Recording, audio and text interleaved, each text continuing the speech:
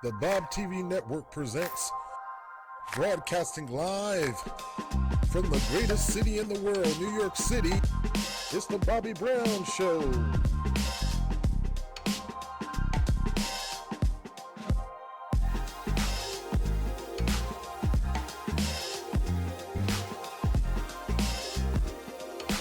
And now here's your host, Bobby Brown.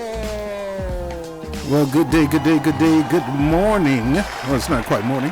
It is 10:26 a.m. Oh, that is loud. Well, it's 10:26 p.m.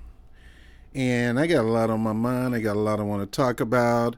Some you're going to rock with, some you're not going to rock with. I got some things that's really weighing on my heart, and we got a lot of things to cover, and I'm going to go through it all.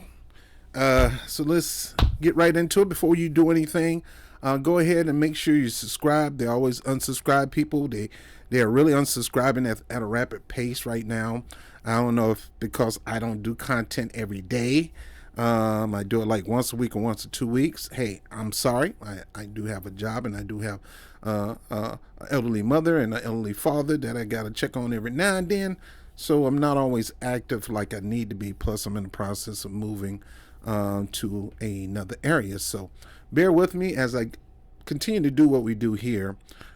Speak the truth, speak truth to power, take no sides, take no prisoner. I'm only on the side of truth.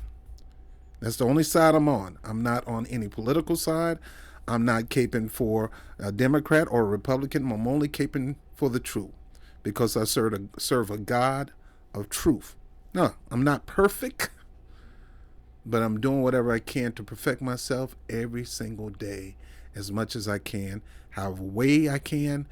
I want to continue to strive for excellence. And one of the things I really want to work on is integrity and honesty and honor.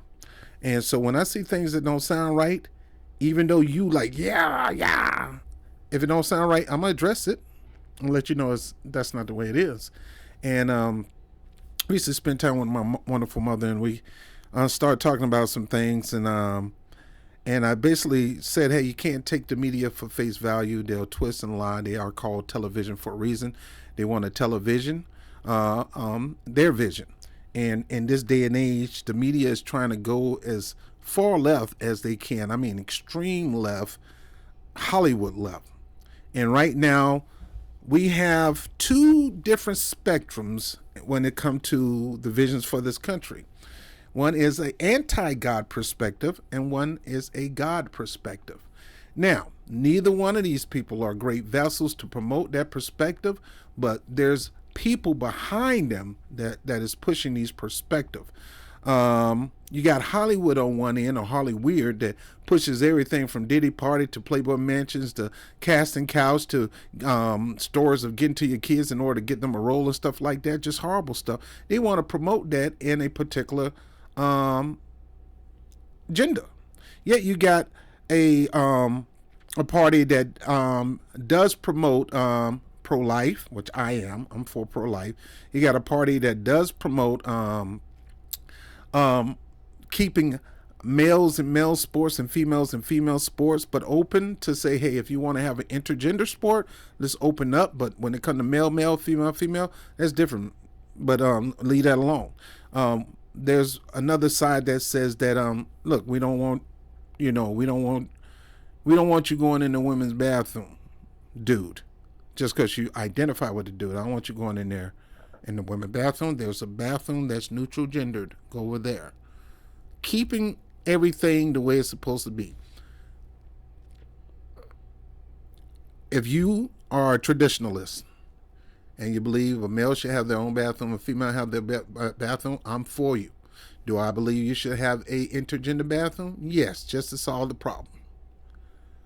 But we don't need a male going into a female bathroom. Go to the intergender. I don't care if you identify. Plus, we have to deal with this identification stuff. You can't just identify just because you want to identify. But yet we have a vision for America that wants to lean over to you being able to identify however you want to identify, and dang somebody to disrespect your new identity, or dang a person who don't receive or accept your new identity. That's on one side of the spectrum that's running for office. They're going to promote that. They're going to promote, taking your tax dollars to help people get their physical body altered to serve their identification, especially in prison and things like that. You have an agenda on this side that promotes and have promoted in the past, locking up parents if their children don't go to school a certain amount of time. Dang if your child is sick. Dang if she got sick or cell. I don't care about that. If she ain't in school, a public school, we coming to get you. You have a side that don't want to promote school choice. Is we want them in public school, and that's that. And if they're not showing up at public school, we're going to fault you and we're going to convict you, the parent. You got a side that wants to be the second parent to your child, if not the first parent. They want to override your will as a parent. If your child want to go to school, child going to school at a young age, no matter the age, and I want to identify as a boy or girl, they want to promote getting to him right then and there to be able to accommodate him changing his sex. Now, this boy can't even change his socks, and you want to change his sex. In my opinion, it's a battle between good and evil. In my opinion, it's a battle between Antichrist and Christ, anti-God and God. That's the way I look at this election. And there's certain things that I know for a fact that even though God is a love, God is not for these things. He strictly talked about in the scripture, strictly called it abomination. It is anti-him and separates you from him. And he cannot have a relationship with you as long as you're going down that direction or you're promoting that direction. You think you're having a relationship, but you're denying the power of God. You're denying the power of God. And you got some people who mock Christians, mock religious people. On one side, they mock them. Oh, you at the wrong rally. But yet we'll go to a black church and let these I'm not going to get too far into it. You got these black pastors that don't represent God all too well. They have had multiple scandals, yet they want to tell you that you need to step up and be a man. Negro, boy, talking to you, Jamal. Anyway, we're going to get into some stories. We're just going to take a look at some things that has happened in the past couple of weeks or so. So let's get into the fair use right away. Copyright disclaimer under Section 107 of the Copyright Act 1976. Allowance is made for fair use for purposes such as criticism, comment. I'm going to be critical. I'm going to comment. I'm going to news reporting, teaching, scholarship, education, and research. Fair use is a use permitted by copyright statutes that might otherwise be infringing. Nonprofit, the Bob Brown Show, this is not a paid subscription show. We do take donations. If you feel the need to go into my PayPal account, not Super Chat, we do take donations because I do work hard on these videos and they're time consuming. And I do like a cup of coffee every now and then. Nonprofit, educational, or personal use tips the balance in favor of fair use. Now, this is most important. We need to get back to that because we had too much hate going on. All opinions expressed by the program participants are solely their current opinion, and it do not reflect the opinions of me, Robert Brown, or the Bob TV network. We do promote our First Amendment right. No matter if I agree or not, the program participants' opinion are based upon information they consider reliable. It is yours, not the federal government, not me. It is your responsibility to fact check on your own. It's no agency's job to fact check for you. It's not your mother parent. It's not the Democratic Party. It's not the Republican Party. It's not the media job to fact check for you. It is your job to fact check for yourself. They don't need to be passing laws or pretty much passing law. There's one side of the spectrum that's running for office right now wants to stifle free speech, want to punish platforms, want to punish you if you are not in line with what they believe is correct information. And whether it's correct or not, that's not the point. The point is you need to personally fact check on your own and come to your own conclusion. All right, so we're going to get into this right now. So look at me. We're at a season where there's so much extreme hate. When Donald Trump ran for office the first time, boy, he was going after them Republicans, so it wasn't hate for Democrats. You know, we found out in the WikiLeaks that the Clintons were good buddies of Trump's for over 40 years, and they asked Trump to run and lambast every Republican, call them all kind of name, expose them for the crooks they are, because Donald Trump was giving money on both sides, trying to jockey position, and I get it. And he was going after them, shaming them, mocking them, talking about I owned you, I bought you, you would have did whatever I told you, because man, he was going in, and people liked it, and Republicans didn't like it. And it got to the point Democrats didn't like it, because if you do that to the Republicans, you might act like that toward us. When he talked about draining the swamp, Democrats loved that to the point that he surprisingly won. Donald Trump wasn't expecting to win that race. Nobody thought Donald Trump. We just knew Hillary Clinton had it on the bag. But Hillary got too cocky and didn't do whatever she needed to sew up this election, did not do what she needed to do for black people to get more black support, even though we are the number one voting blacks in the country and in the world. Hillary Clinton didn't sew it up. So, you know, Donald Trump ended up winning by surprise. He didn't know. Go back and look at that tape. Trump was not trying to be president. Now he wants to be president out of spite because, hey, when I was president, you know, I tried to come up with some programs and you mocked it. I tried to do some things for black people and you mocked it. You know, it's more than what you did for black people. And folks, let's be truthful. The First Step program, the Democrats didn't have a First Step program. They wasn't trying to get black people out of prison for the crime bill that Joe Biden put in. We asked Joe Biden to repent. We asked Joe Biden to overturn that crime bill and start from scratch. We asked for that, and he didn't want to do it. Oh, he's still proud of it. It was his baby. You know. Trump took the First Step Act program, whether you like it or not, and did get some people out of jail. Now, why would he do that? Is it because he hates black people? Because he loathed black people? Where have Trump ever said he hated black people? Now, Trump got a New York big mouth, can't know how to control how he say it and how to say it with dignity and respect, and he have no decor if you're trying to be the perfect speaker, and he's going to say something that sounds straight. Just going to sound straight Queens, New York, because that's just him. But where did he say you don't like black people? Well, he said that he don't like the Central Park 5 boys and we need to hate. That conversation, this is what I keep telling people too. Whenever somebody said something, you don't take the media for face value. You go back and hear the whole thing. When somebody tell me, when I go to church, I don't just take what the pastors say just because the pastor said it. Some people don't bring a Bible to church. They don't take notes.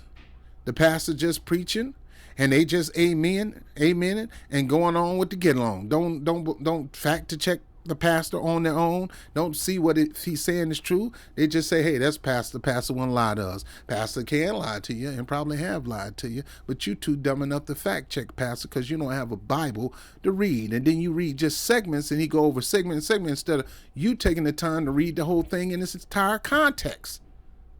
You don't just read that one. Anybody can take a scripture segments and try to make it sound like it's the Bible. You know, Jesus wept. And then and after he wept, he turned around and beat the money changers out of the church. That's not in context. Yes, Jesus wept. Yeah, he did get upset and drove some crooks out of the church who was trying to sell merch in the church. But that's out of context. And a lot of people, he didn't disavow David Duke. The man disavowed David Duke 7 times. They got it on video. Oh, he said there was both people on, they'll find people on both sides. He wasn't saying that about the Tiki Torch people. He was talking about the people who were trying to take the statue down. Some believed in wanting to keep their pride of their heritage of the South. Now, me, I'm for taking down these monuments of white supremacy. But to some people, they look at it, hey, I mean, this is just our heritage of the South and we want to keep it. I got a lot of redneck friends. They're not racist. You should have pride in your heritage. You just shouldn't think your heritage is better than the other heritage.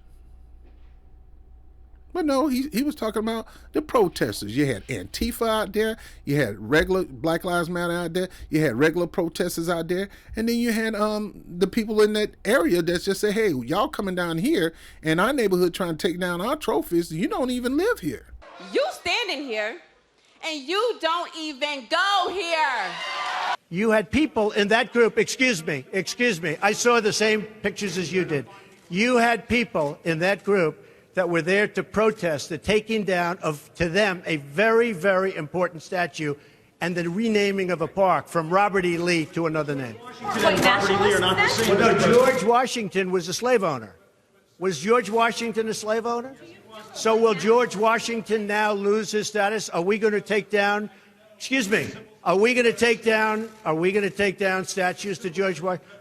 How about Thomas Jefferson? What do you think of Thomas Jefferson? You like him? Okay, good. Are we going to take down the statue? Because he was a major slave owner. Now we're going to take down his statue. So you know what? It's fine. You're changing history. You're changing culture. And you had people, and I'm not talking about the neo-Nazis and the white nationalists, because they should be condemned totally. And I'm not talking about the neo-Nazis and the white nationalists, because they should be condemned totally. And I'm not talking about the neo-Nazis and the white nationalists, because they should be condemned totally, You had many people in that group other than neo-Nazis and white nationalists, okay? And the press has treated them absolutely unfairly. Now, in the other group also, you had some fine people, but you also had troublemakers, and you see them come with the black outfits and with the helmets and with the baseball bats. You had a lot of bad people in the other group too. He wasn't talking about the Tiki Torch. He even disavowed the Tiki Torch. He disavowed the KKK. He disavowed white supremacy, but they don't play that. Oh, he won't disavow David Duke. He said, look, I disavow David Duke. Yeah, if you want to vote for me, you can. I don't care. I mean, people free to vote for whoever they want. Which brings me to this. You got people that are going around Nazi watching their family members. What do you mean by Nazi watching? You had people that went door to door, knocking on the door, looking for Jews. Even Germans, even pure white Germans, who were hiding Jews, who was for protecting Jewish people, who were hiding Jews in their home for a long period of time. You had people that will rat them out, will smoke them out, and this is how people are doing with voting. I'm going to go find every last one of my family members and make sure they vote. It's not your business whether they vote or not. Stop trying to be dictatorial or fascist when it comes to political decisions. People make their own. That's the beauty of America. Yeah, I know you're afraid. Yeah, I know you're scared. Yeah, I know you're scared of Trump. Yeah, I know you're scared of Kamala Harris. Yeah, I know both of y'all scared because both of them trash. Both of them ain't got nothing going for them. I mean, Trump got some great policies on the Agenda 47, and I ain't gonna sit there and act like that. I don't like those. These fools on the left try to tell me there's nothing in Agenda 47 for black people. When I looked at it, I'm like, yo, it is. What you talking about? Well, that's just a lie of Trump. Because Trump ain't for black people. What? You can't say that. He's just as much as for black people as Kamala Harris. Kamala Harris have done more harm to black people than Donald Trump. All you have to do is go check Ballotpedia, open resources, and check their records. I'm about documentation, not accusations. Documentation, not accusations. Now, I don't put my trust in neither one of them. I trust God and God alone, and I listen to God on who I vote for, and I don't care what nobody else says. That's why we have a voting booth with a curtain. That's why they tell you don't go to the voting booth with gear on. Because now you're being intimidated. That's why you can't stand outside the polling booth handing out flyers about who to vote for. It's illegal. It's an intimidation factor. That's why you can't come up here acting like you're a militia with a gun standing out here intimidating people from voting Democrat. These people are free to vote Democratic in the county as they want to. Now, me knowing how the Democratic Party get down, I understand why people would vote for them. I understand why people would vote Republican. I mean, I understand conservative values. That's what I stick on, because I'm conservative and liberal in some areas. I'm not one at all. That's why I'm independent. I can't take sides. I have my own side. I'm on the side of God. And what I believe God direction is for this country, I go that way. I am not for abortion. Now, I am for reproductive rights when it comes to medical care for women, when it comes to them getting the best treatment, because in the blacks, when it comes to black people, we got the worst.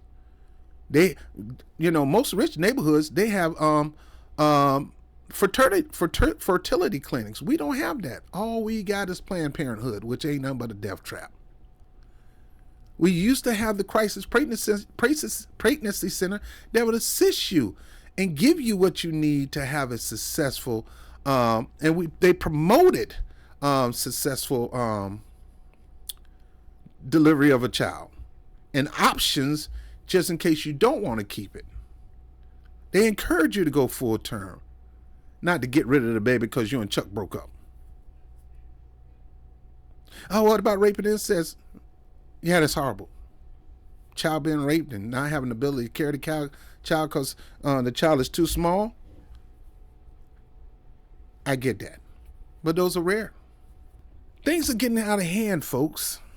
How do we let the media and political leaders drive us to hate? Why do you hate Donald Trump? And I'm talking to you so-called Christians in the black church or any other church. Why do you hate Donald Trump? When Donald Trump has his first assassination attempt, you guys, we know on the inside of your spirit, you're snapping your fingers saying, damn, they almost had him. And I say to you, shame on you. These people have lied boldly to you and I about this man.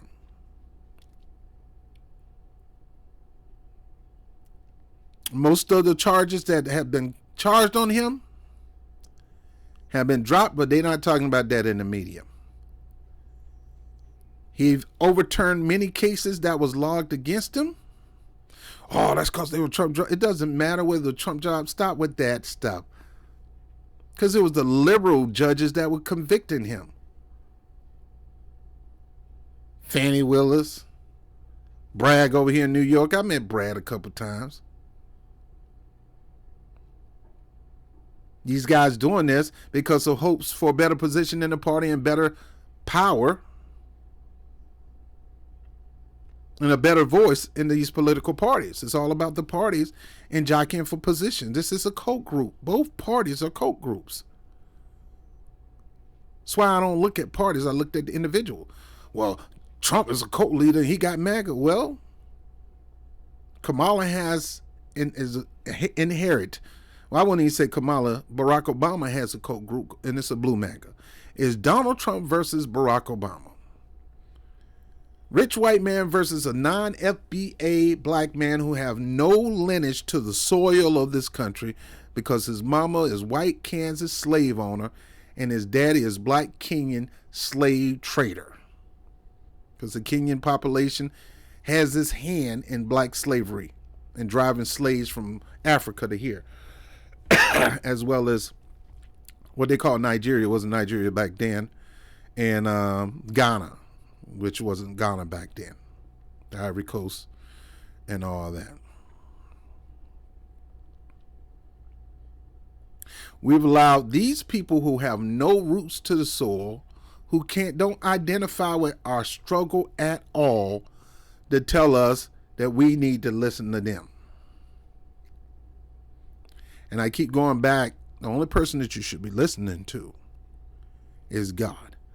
Yeah, you do your research on your candidate. Find out what they did in the past, find out what they're doing now, and find out what they're planning on doing for your future.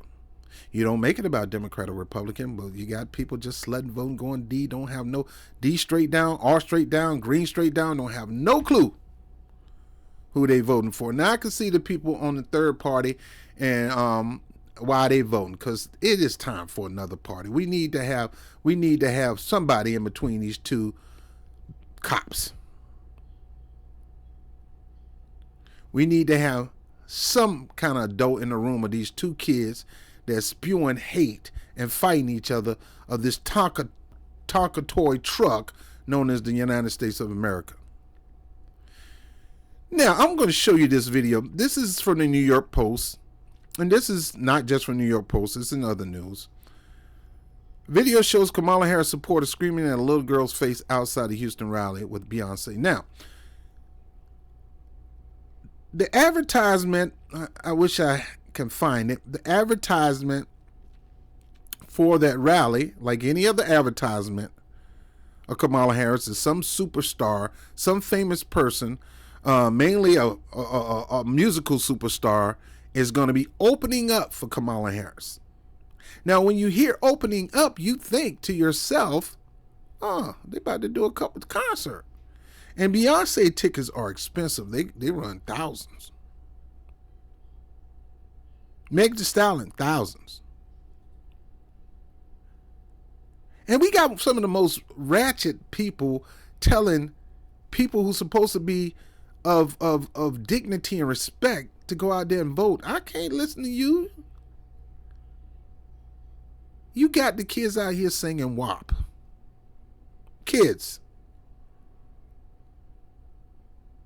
You got Sexy Red going to the high school, flipping off everybody and doing her nastiness in high school, but you want her to endorse. You want all these celebrities. This is what I'm saying. This election is about Hollywood and celebrityism and all that taking over the federal government. And how they're going to dictate. And this is what the Hollywood elites and those people who are in that culture, which a lot of them are into paganism and Satanism, and they sign 360 deals and they literally sign deals with the devil and all that kind of stuff, and and they go through rituals and things like that. These are the people who have always supported the Kamala Harris campaign, and yes, they have been the driving force of the Kamala Harris campaign since she ran for the Senate. They're the ones say you need to start grooming her to be the next Barack Obama. They're the one pretty much funding this campaign. Now, don't get me wrong. Trump has been Hollywood itself. He had the TV show and all that. But the money and the agenda is not on the Iranian. It's not on the right. The demoralization of the country, the sexualizing of your children and all that. Let's stop with that. Let's just talk about hate. We look so always at Trump supporters.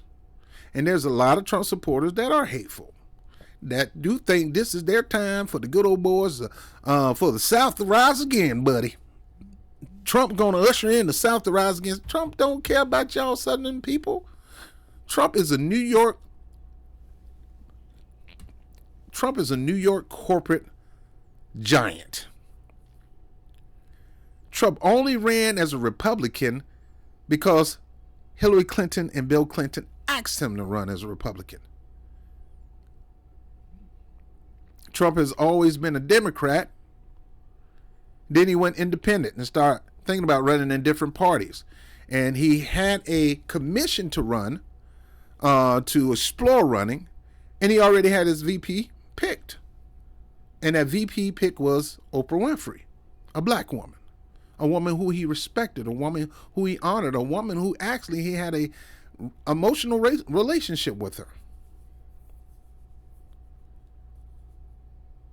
Not understanding how tight she was with the Obamas. And the moment he put his mouth on Obamas, everybody cleared him. Trump was everybody's favorite celebrity at that point. They were singing about him in the songs. They were talking about him in the music video. He was popping up, limousine. He was the Ric Flair of Hollywood. You know how we black men love Ric Flair? That's how Trump was to a lot of black people at that time until he put his mouth on Obama. And we were like, yo, you ain't gonna put your mouth on. This is our only chance, man. You better keep your mouth off this black brother. We didn't understand that Barack Obama was not foundational black American. And we didn't understand that Barack Obama didn't grow up. He grew up with black color, but he didn't grow up in the black experience. That he spent most of his time with his grandmother in White Kansas while his mother go to school. He spent a lot of his time in Indonesia. He spent a lot of time in the wealthy areas of Hawaii.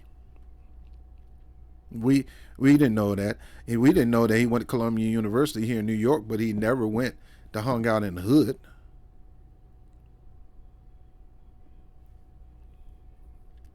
He hung out in Greenwich Village and all that kind of stuff. Well, let me get into this. This young lady, this little girl, thought she was going to a Beyonce concert. And I'm quite sure a lot of people thought, since she was opening up for Kamala Harris, people thinking that opening up means she's going to perform. And a lot of kids were upset. A lot of people were upset that they booed and walked out of the speech when Beyonce came out there and said, I'm not here as an entertainer. The whole mood shift. Because we thought we were coming here to get a concert. We are not here to hear Kamala Harris. Okay. All right. Beyonce endorsed. Kelly Rowland endorsed.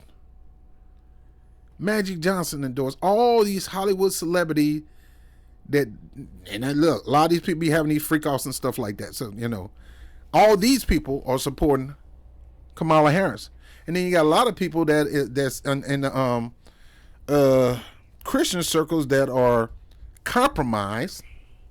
Bunch of pool pimp preachers. A lot of them done had babies with a lot of other women in the church. Relationships done broke up with their wife, and they want to tell you how to be a man. But let me just show you this video of a Kamala Harris supporter screaming at a little girl's face outside the Houston Rally. Now, the little girl, she just come to see Beyonce. She come to the concert. She loved Beyonce. This is what occurred.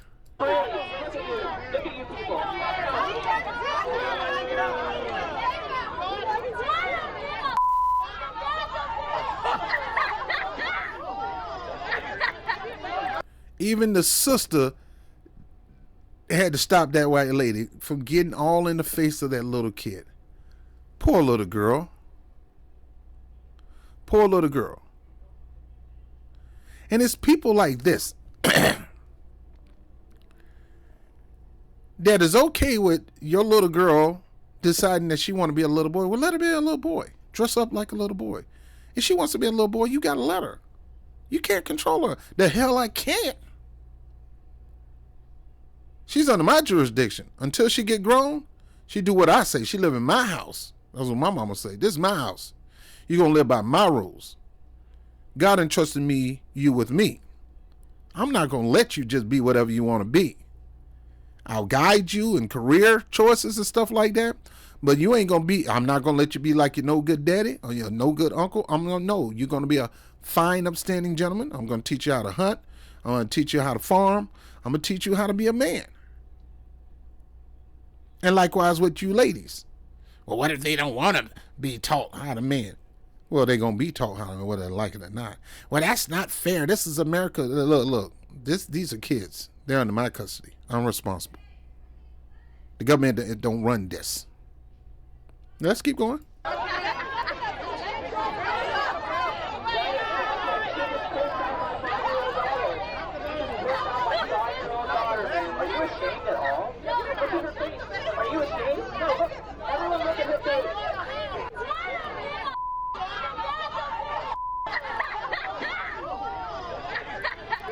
And you got the black sister behind the black lady still yelling at the little girl.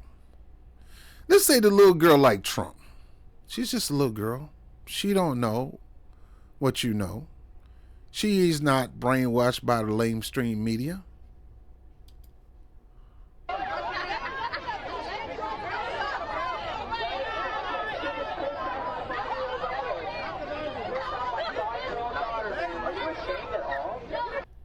This is insane. You want to put people in office that's going to take a dominant control of your children in school and out of school. They want to have the say-so on how your child's going to be raised, what school your child is going to go to, what books your child get read, what teachings that your child get taught, what ideology that your child is going to have. Here in New York, they literally push liberalism to these kids. They don't let these kids be kids. They don't let these kids be kids.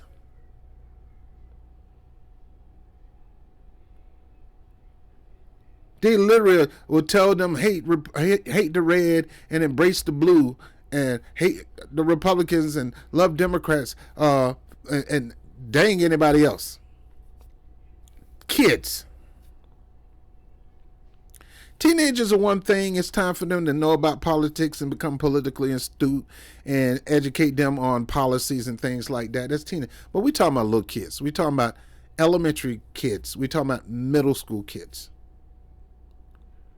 Especially elementary kids. There's no reason why anybody, Republicans should not be yelling at Democrat kids because of a different point of view, or because that Democratic child is upset because they didn't get what they want in the concert. Republicans shouldn't be doing that, and Democrats shouldn't be doing. But in this case, Democrats are doing that. It's like the viral video I saw, the man who went into the election booth and he had his Trump hat on.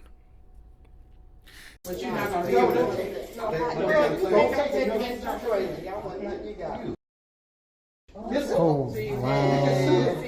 There's no reason for all that, sir. This is Wow. why is it defending you? It's like it's All right, then. Let me vote. Okay, Jamie. Okay, we ain't got nothing else to say. We ain't got nothing else to say. Wow. We cannot serve him. We're gonna move on. Next thing. I tell you what, there it is right there. No. Wow. Oh, wow, God. Oh. Don't do that. Wow. Wow.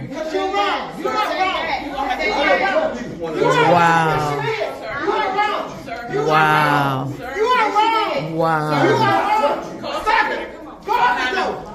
Wow. Wow. Wow.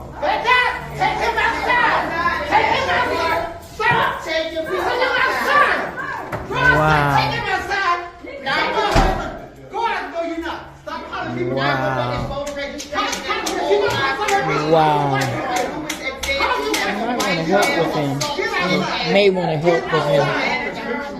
And his last name is Stillinger. White male, blue shirt, blue jeans, cursing, assaulted an employee of the state.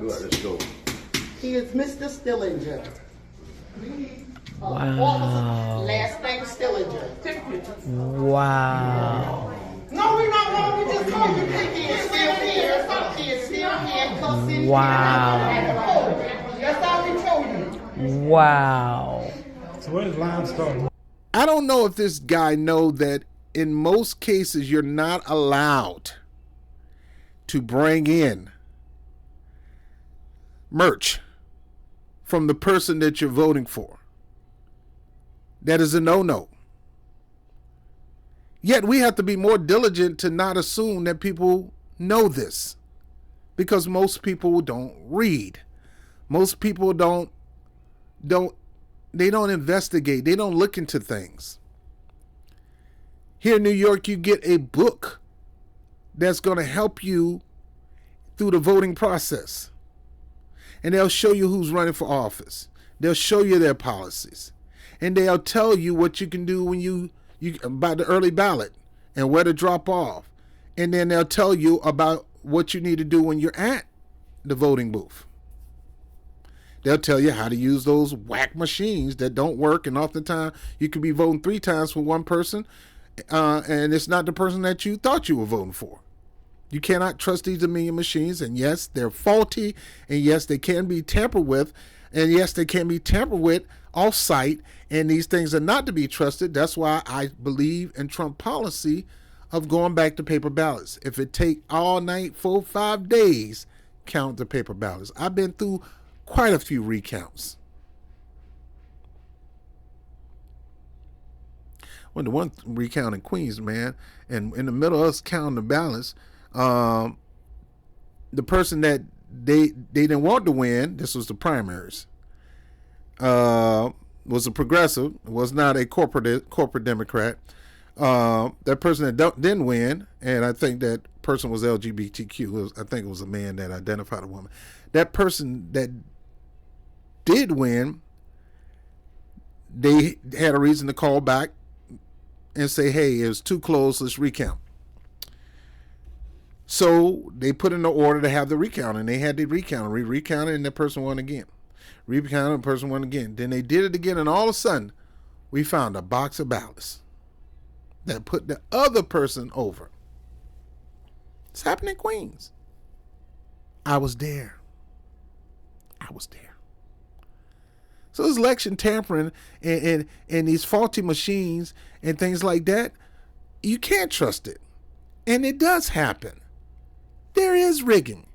There is cheating. The DNC had to go to court. They were found at fault for rigging their own primaries against Bernie Sanders. Guilty as charged. But they couldn't do anything about it because the bylaws of the Democratic National Committee is that we're a corporation. We make the final decision on who get to run for office, not the voters. So yeah, they do backyard dealing. And it's clearly seen with this Kamala Harris pick. Kamala Harris didn't earn the people vote. Nobody went out there and voted for Kamala Harris on the ticket. They voted for Joe Biden and Kamala Harris just going for the ride as the VP. Going for the ride as the VP. If Boo Boo the Clown was up there next to Joe Biden, everybody still was voting for Joe Biden. Nobody took out a ballot and vote for Kamala Harris during the primaries. She was installed. And you know why she can be installed? Because the DNC lawsuit said we make the final decision. That's why we got super delegates and the delegates, but even we can override them. And exactly when Joe Biden seemed like he was incomparable or Joe Biden incompetent running this office for 4 years with that disastrous debate, they went into panic mode and they had to figure something out to move Joe out. Joe didn't want to go. Joe had every right to stay in, but they forced him out because of money. They literally did a soft coup on the Democratic Party, threw Joe Biden out, and installed Kamala Harris. And solidified it at a convention where outside blood was being sacrificed. Yes, blood was being sacrificed. There were multiple abortion trucks outside the DNC convention in Chicago. You can go look it up. Today, Planned Parenthood offered some of its services in a mobile clinic near the United Center. It was one of 7 locations in the city and suburbs opened during the DNC. The group providing free vasectomies, medication abortions, and emergency contraception. Yesterday and today, that van was parked just a few blocks from the UC. A spokesperson says one goal is to help people who are here from states where access to those services may be limited. And we're just really excited to provide the opportunity for the thousands of folks who are coming to Illinois to demonstrate for them that, it is possible to start closing some healthcare gaps for folks.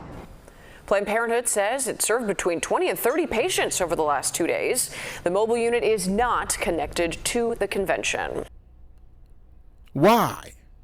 Why is this a huge deal, a number one deal? This is why I can't get with this political party.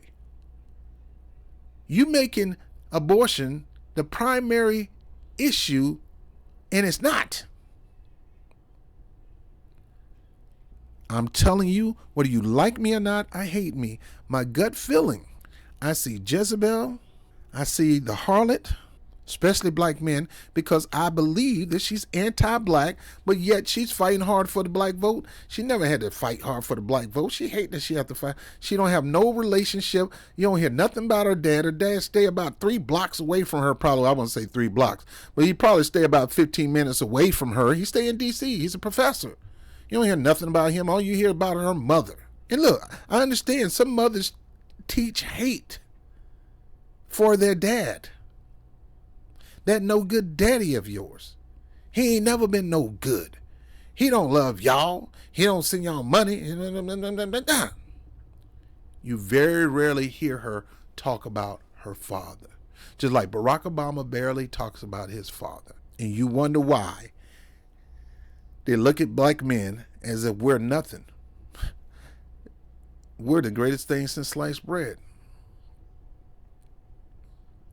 We are the leaders. No matter who's in office, we're leading the charge. We are the visionaries. We are the revolutionaries. We're the pursuers. We're the conquerors. When we don't see something right, we will take a U-turn whether you like it or not. And a lot of black men are starting to see that something ain't right about this version of the Democratic Party. They're using Nazi tactics, shaming, guilt, even witchcraft. And I'm going to get to that. I'm going to show you where they're using witchcraft to control people into voting. They're trying to mind control. They use mind control, shaming, and even physical physical denial to force you to go vote for their candidate. It's horrible. Let's go to this. Let's start here. The hate. The hate. So this journalist went on CNN. Was with Mehdi Hassan. Now Mehdi Hassan and the other Ari something. When the Palestinian conflict with Israel started, they kind of got them off the air for a little bit. Why? Because they were protesting. They was using their position to protest. So they had to dial them back down to shut them up. Now, eventually they gave them their job back. But still, this CNN thing is still happening. Let's go to this one.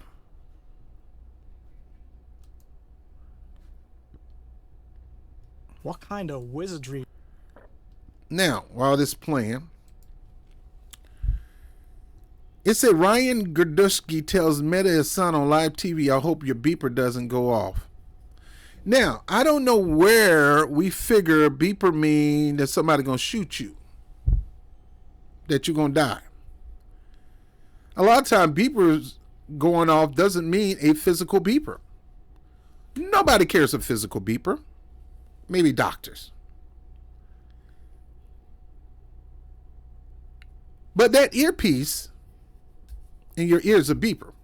When Don Lemon went off on that man, I forgot his name, that was trying to tell Don Lemon about black flight. I think it was the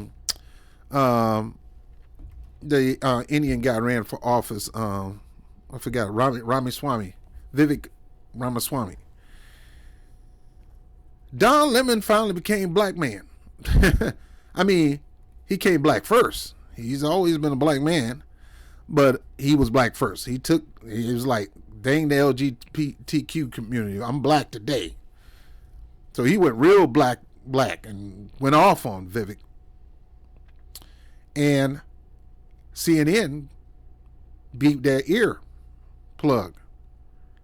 And a couple of days later, he was gone. That's what this man was talking about. But yet they're going to spin it as hate. Hate Trump. You're violent. You're trying to call for my death. And it wasn't that at all. But these people are nuts. And they'll spin anything into death cult, hatred, animosity, resentment, and the country will not be able to go forward with this kind of mentality going on in this country. That's why I respect John McCain when they would call him Barack Obama a Muslim and all that. John McCain said, nah, we ain't doing that. Nah, lady. Nah, he's a fine young man.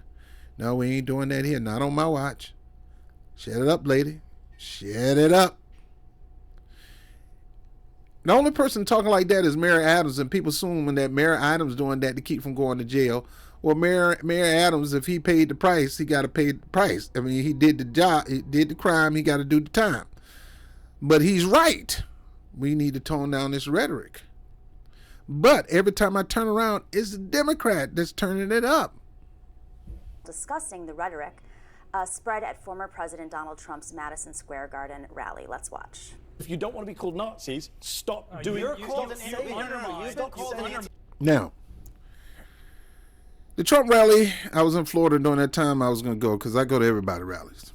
Don't matter. I go to Jill Stein. I go to Trump. I would go to Trump. I go to Kamala Harris. I go because I'm not in a cult. And I believe everybody can have a good idea if they can validate that good idea.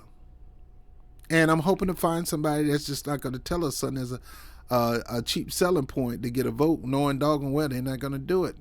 I want somebody to explain themselves how they're going to do it. And, and Trump has been pretty much on it on his policies and how he's going to get it done. Kamala Harris, she's pretty much tells us about what she's going to do, but she don't go into detail on how it's going to get done. And when the media try to pull it out of her, she deflect. She started talking about a middle-class family and, and growing up here and experienced the black church and, from Oakland and all that kind of stuff instead of getting to answering the question. And Jill Stein, she always answered the question. She always hit it on point. The only part I don't agree with Jill Stein is some of the things are too far left, and I'm a conservative on certain issues, and she's not. She is not. I mean, she's a lefty, but she's not.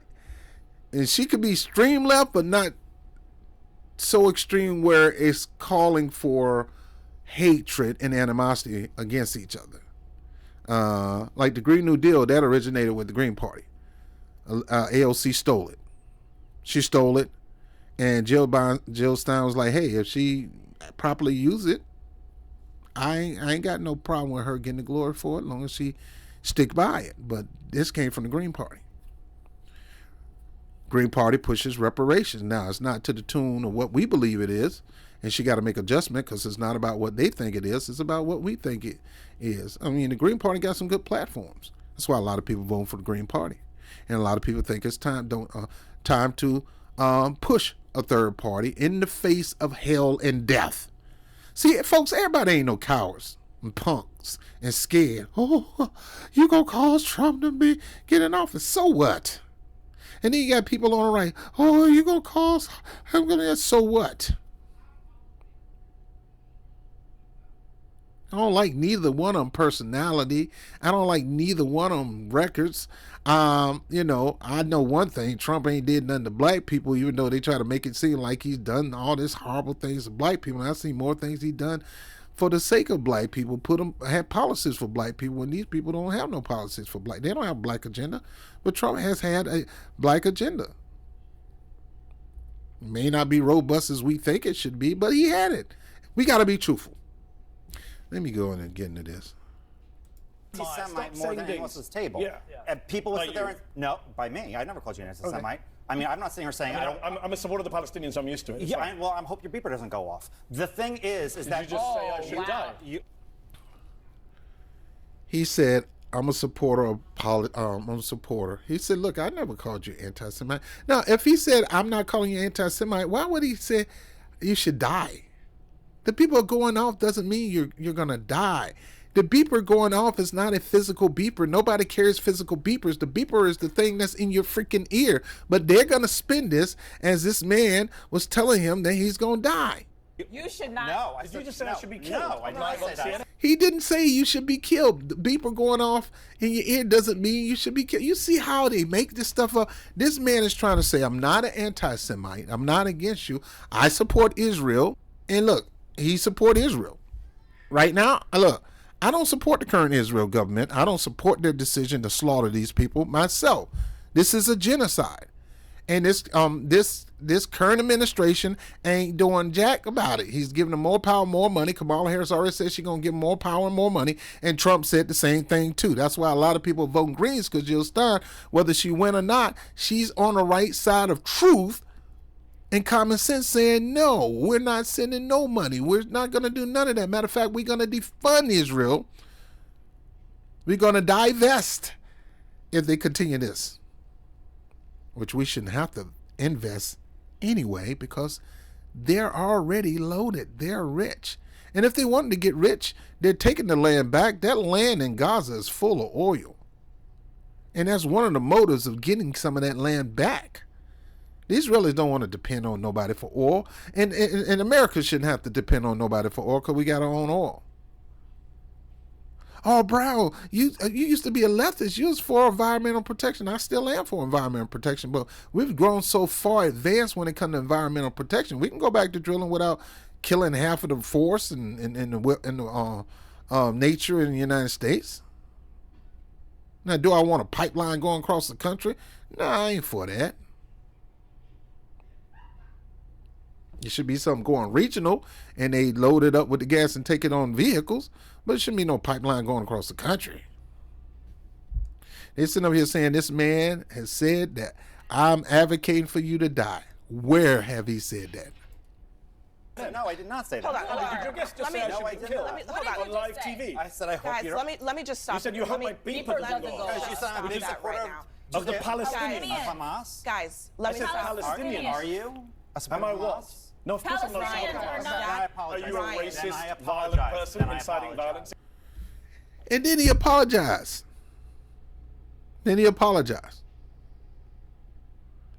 He said, look, are you a supporter of Hamas? Now, the dude on the right is one of those guys who believe that just because you support, that you automatically support Hamas if you support the Palestinian people. No, dude. Nah, stop that. And the guy on the left think that, hey, if you support Israel, if you're a Jew, you probably support Israel. You don't care nothing about the Palestinian people. I don't think he said that. He's anti-Hamas. But where the mix come in between these two fighting is we need to have a structure where we focus on getting the bad guy on both sides without a lot of casualties, without a genocide. Well, Hamas hides among the people. That's no excuse. Then leave it alone then. Leave it alone. You don't kill innocent people trying to get to Hamas. It never works. We tried that with the drone strike. It never works. You don't do that. You take your sweet time and do what you need to do to root these people out. And all it's Hamas, everybody in Hamas, suicide killers and want to kill Jews. I don't know that. They say from the river to the sea, that's a terrorist term. Well, we say from sea to shining sea when it comes to our liberty. Is that a terrorist term? Yet the people who wrote that song were some of the biggest terrorists and still the biggest terrorists to this day. Ryan, that's disgusting. That is completely. No, I apologize. That Good job, is completely CNN. Let's have first out block of say the pocket. Muslim guy should be that. blown No, up I apologize. on I TV. apologize. Don't. He's completely out of pocket if he asks him, do he support Hamas? He is out of pocket if he's asking Mehdi, do he support Hamas?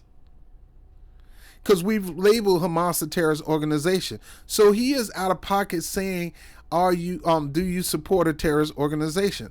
But him saying that his beeper go off doesn't mean that he wants this man dead. He's not apologizing for saying this man is dead. I want this man dead. He's apologizing for accusing him of supporting Hamas. But you get mixed in the pollution, the dirty of the water that's going on around here, because so many voices, you can't hear what he's actually saying.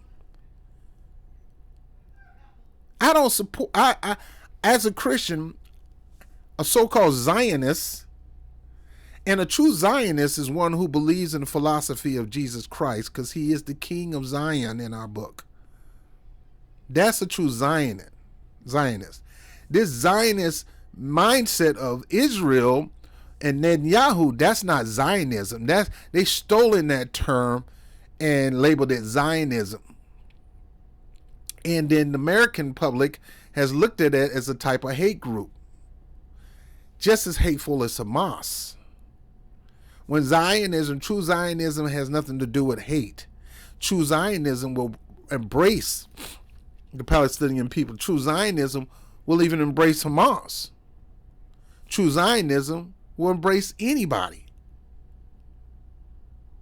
True Zionism is supposed to plant the seeds of love, acceptance, forgiveness, restoration. That's what true Zionism is supposed to do.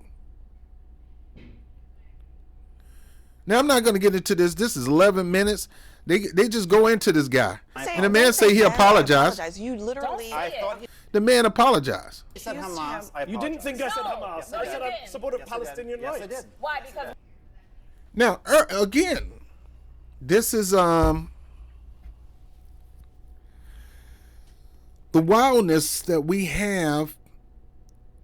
We've allowed these media companies, CNN, ABC, Fox, OAN, and all these media pundits, Sky News, and all this. We have allowed these people to sow division, animosity, hatred, and anger toward each other. Americans. In the black community, we allow these people to sow hatred between the black community. We've allowed them to do that. We've allowed them to tell you to hate your brother on the right because he's voting for the right. He has this reason why he vote. Do you sit down and talk to him? There's no reason. You don't know that. You don't know that. There's various reasons. I see many reasons why these people would denounce the Democratic Party, reject the Democratic Party, shun the Democratic Party, disavow the Democratic Party. There's various reasons. Me, myself, I've worked in the Democratic Party. I worked on campaigns. I worked inside the party structure. I've seen some things that make me say, hey, these people are crooked. These guys are crooks. I've seen it firsthand. They are crooks. I don't want to have nothing to do with them. But my stance was, I'm not going to hate people in the party. My stance is, I'm going to look at you individually. Okay, you're a Democrat. All right, whoop-de-doo. Let me take a look at you. Yeah, if you got a policy that's going to uplift my community, you got an agenda that's going to promote godly principles, promote or not tread on the will of God in my life, I'll support you. But if you're going to tread on the will of God for my life and you expect me to turn my back on God, no, I can't rock with you. Turn my back on the principles of Christ, I can't rock with you. No, you're not teaching my son. You're not. If I had I don't have a son right now, but if my son was alive today as Taylor, I will guard him with all diligence. I will fight and be willing to take somebody out over my son. You're not going to push this mess on my son. And if I find out you got him reading this crap, if I find out you exposing him to these people, I'm on your head. Now, you do what you want to do with your child, but my child, no. No. Now, if you're that type of parent, you want to do that, that's on you. But don't force me to have to do that with my children. Because I know some people that's free spirit, and they let their child be whatever they want to be. I mean, that's them. They got to answer to God for that. Now, I'm not God. I got to answer to God with what I do with the children in my life. What I do with my surrounding, with my scope of reality, I got to answer to God for that. I got to answer to myself first. Because I'm trying to be a better me. I'm trying to be all that God called me to be, not all that the federal government called me to be, not all that mankind called me to be, not all that what my family called me. If I have to denounce my mother, my father, anybody else for the sake of God and His will for my life, I'll do it. Because I know He knows what's best for me.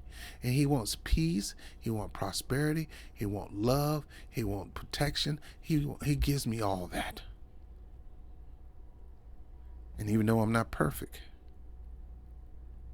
I love Him for that. And I can sense y'all unsubscribing right now. I don't care. I don't care.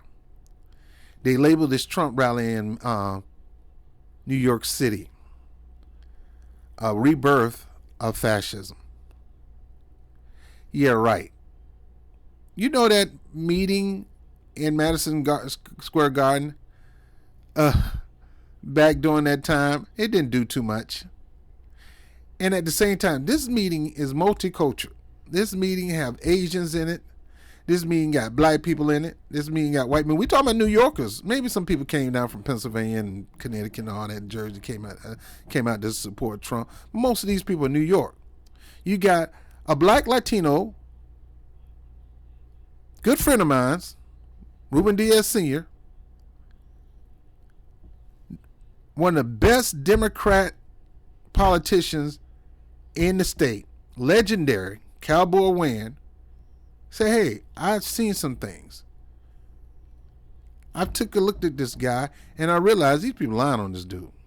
Honored to be joined by a man who is a Democrat and a former member of the New York City Council, and he's been a friend of mine, and he helped me very much with the Ferry Point project and getting it working, and did a really good job. Ruben Diaz Sr. Come on up, Ruben. Thank you. Mr. President, I am a Puerto Rican, a black Puerto Rican. I used to be a state senator for 15 years. And I used to be a city council member. Today I'm here for various reasons. But I want to tell you first that as a Puerto Rican, as a Hispanic, I want to apologize to you for the conduct of Judge Juan Merchan. As a Hispanic, I want to apologize. Thank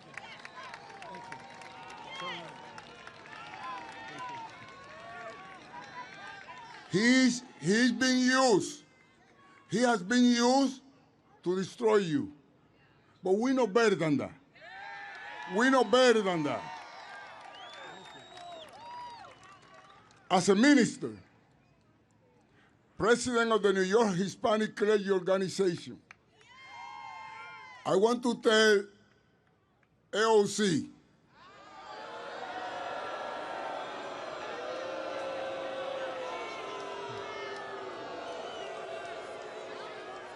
this morning she intended to become a prophet.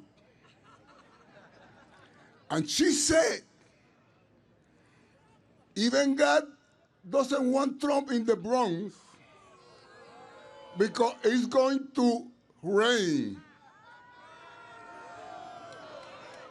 Madam Prophet AOC, you have become a false prophet.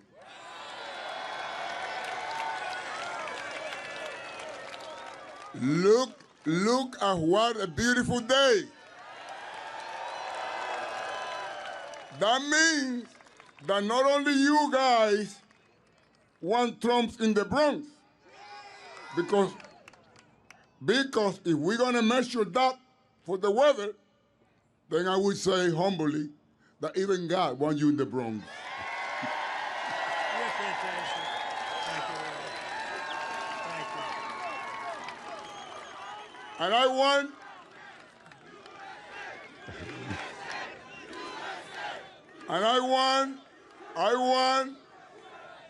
to close by saying,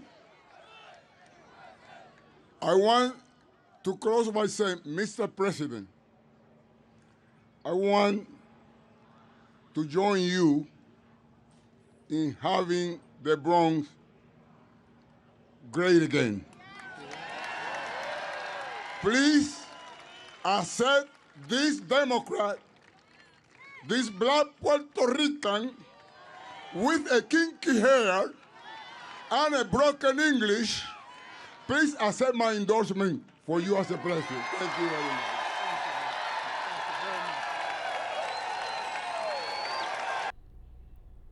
You got all colors in that, just like you got in the Kamala Harris campaign. Kamala Harris got some dirt on her too, but some people say, hey, I can find a reason to overlook that. But when it comes to this guy, people can't find a reason. Oh, I can't overlook that. That's because you're in the Democratic cult. And they've taught you to hate. And they taught you to not forgive. They taught you to never forgive, to never restore, to never give him never give a person, that guy and his ilk a second chance.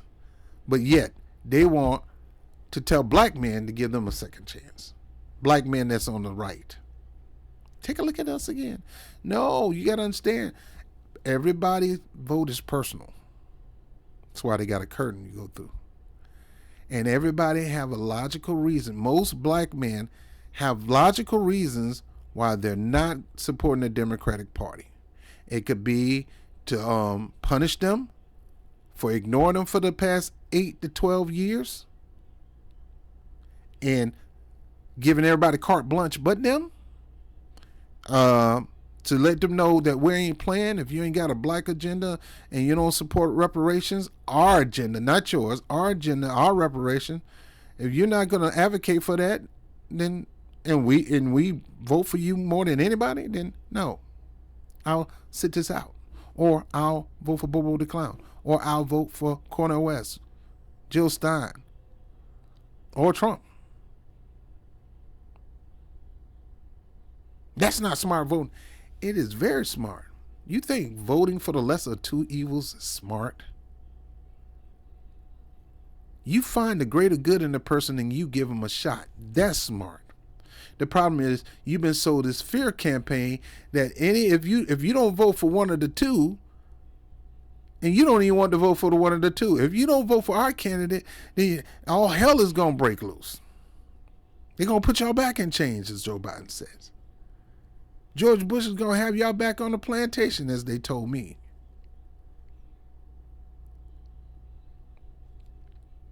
The only issue I really got is anytime a Republican get in office, there's a crisis. And I don't know if it's manufactured to test that Republican or to make him look bad, or it's just the way it is. When George Bush got in office, George Bush Jr., George W., we had the war in Iraq, the war in Afghanistan, the 9/11 tax, to test our resolve. As soon as Trump get in office, you had the pandemic. I never seen these go on in the Democratic Party. That's because they're perfect and they don't have no issues. No, I think somebody's doing this. Trump rally comedian calls Puerto Rican island of garbage, says The View. Let's watch this real quick. Square garden. Well, he did it. You know, he was here. And along with the MAGA men. Whoopi, when you open up for, hey, that's my microphone. Whoopi, when you open up for Donald Trump at the Taj Mahal, whatever they called it, Trump had this hotel in Jersey, and Whoopi Goldberg was the opening act. Trump heard Whoopi Goldberg. He didn't really like the act, but he continued to keep her on the payroll and let her do the act. Trump wasn't in support of the act. Trump didn't approve of the act, even though it was Whoopi Goldberg doing the act. He paid Whoopi Goldberg. If the people thought it was funny, Trump ain't got no problem. Whoopi Goldberg at that time was an insult comic. She insulted people. Andrew Dice Clay, insult comics. We still got insult comics today. This guy was an insult comic that came to the rally. Timer was wrong, joke was wrong. But his job is to insult people with his comedy. We still have that. But they want to take this, again, to spin hate for Trump. Let's watch this. who's probably looking for a place to live these days, Hulk Hogan and alleged comedian Tony Hinchcliffe, they had a whole thing going. Take a look. I don't know if you guys know this, but there's literally a floating island of garbage in the middle of the ocean right now. Yeah, I think it's called Puerto Rico. Okay, all right, okay, we're getting there. Now, before Whoopi say anything, this dude is an insult comic. And they're mad and upset because he insulted Puerto Ricans. Puerto Rico. He didn't say anything about Puerto Ricans were garbage. He said the land of Puerto Rico. A lot of Puerto Ricans know that Puerto Rico has a waste and garbage problem. Let me pull this up for you. This is from the EPA. All right, so this is the AI from Google. Let's see what it says. The U.S. Environmental Protection Agency, EPA, has taken several actions to address waste disposal in Puerto Rico, including landfill capacity. EPA has ordered landfills that have reached capacity. The EPA has ordered landfills that have reached capacity to stop accepting waste and close properly. Non-compliant landfills. The EPA has issued consent orders to non-compliant landfills requiring them to install interim covers of groundwater monitoring systems, solid waste management. The EPA has collaborated with FEMA and whatever that says to provide technical support and education material to help Puerto Rico municipalities manage solid waste and disaster debris. The EPA advised residents to segregate hazardous household waste from regular trash and put it near the sidewalk, blah, blah, blah. All right, so we're going to look at this right here. I think this is what I'm looking at. Yes, this. Municipal mitigation and future disaster today. This is from FEMA and the EPA. Let's scroll down here. Why now?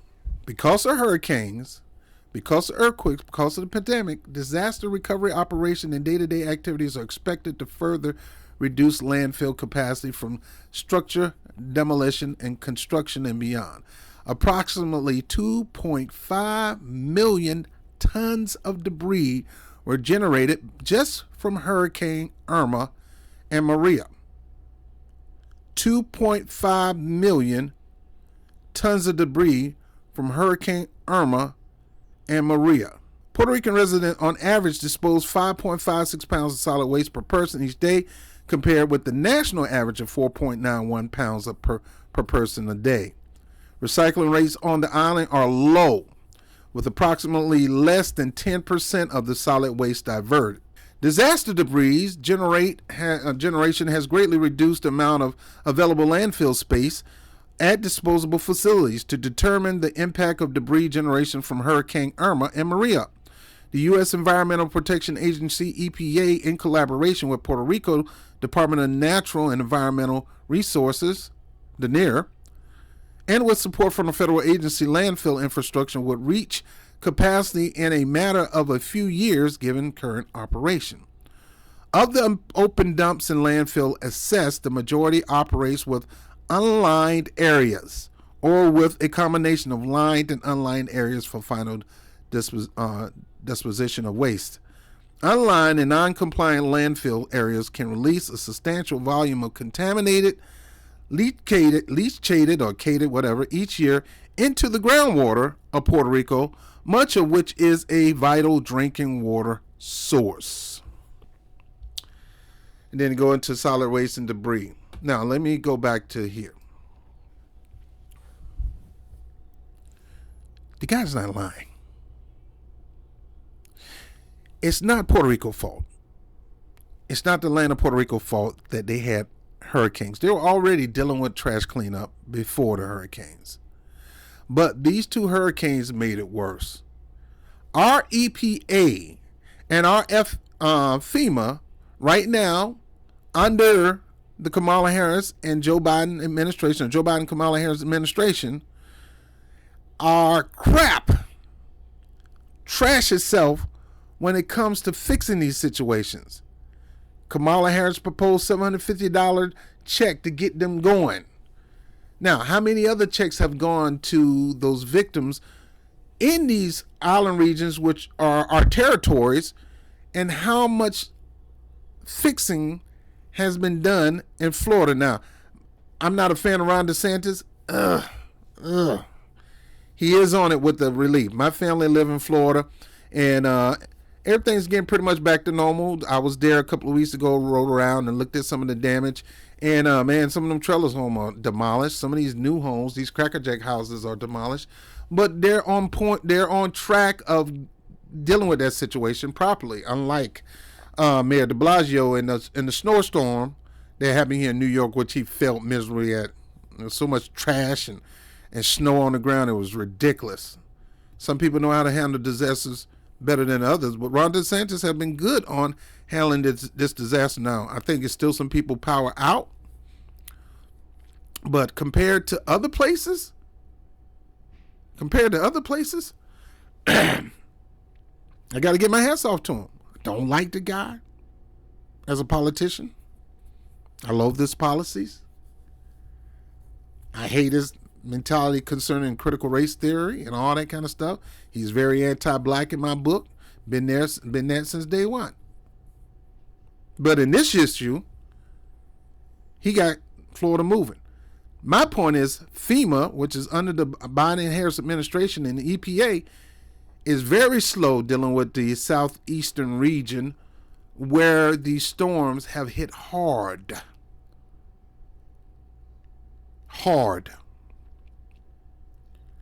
Some of these places got swept by floods. Major floods wiped out whole towns. These people are still suffering, still have no home. Insurance ain't doing nothing. A lot of these people were already really poor and couldn't really afford that much insurance for the little bit they had right now. Yet our federal government is so easy to look out for Ukraine, so easy to look out for illegal immigrants, so easy to send money to fund a war in Israel, but neglect, this administration, neglect those people who were a victim of these floods. Now, back to this. The man did not insult Puerto Ricans. But yet, the media is going to spin that Trump is insulting Puerto Ricans, and it ain't got nothing to do with Trump. It was just a man that was at a Trump rally that did some insulting joke because he's an insult comedian, just like Whoopi Goldberg is an insult comedian. She did insult jokes at Trump Hotel.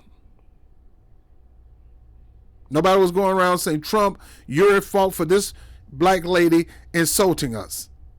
Trump would have said, look, it's jokes. It's a joke. You can't handle a joke. Don't come to the show. Always remember, folks, anytime you go to a comedy show, you don't know who's going to be there. So if you are so weak in emotions, you never need to go to a comedy club because you're going to have some insult comics. They looking in the office to joke people on.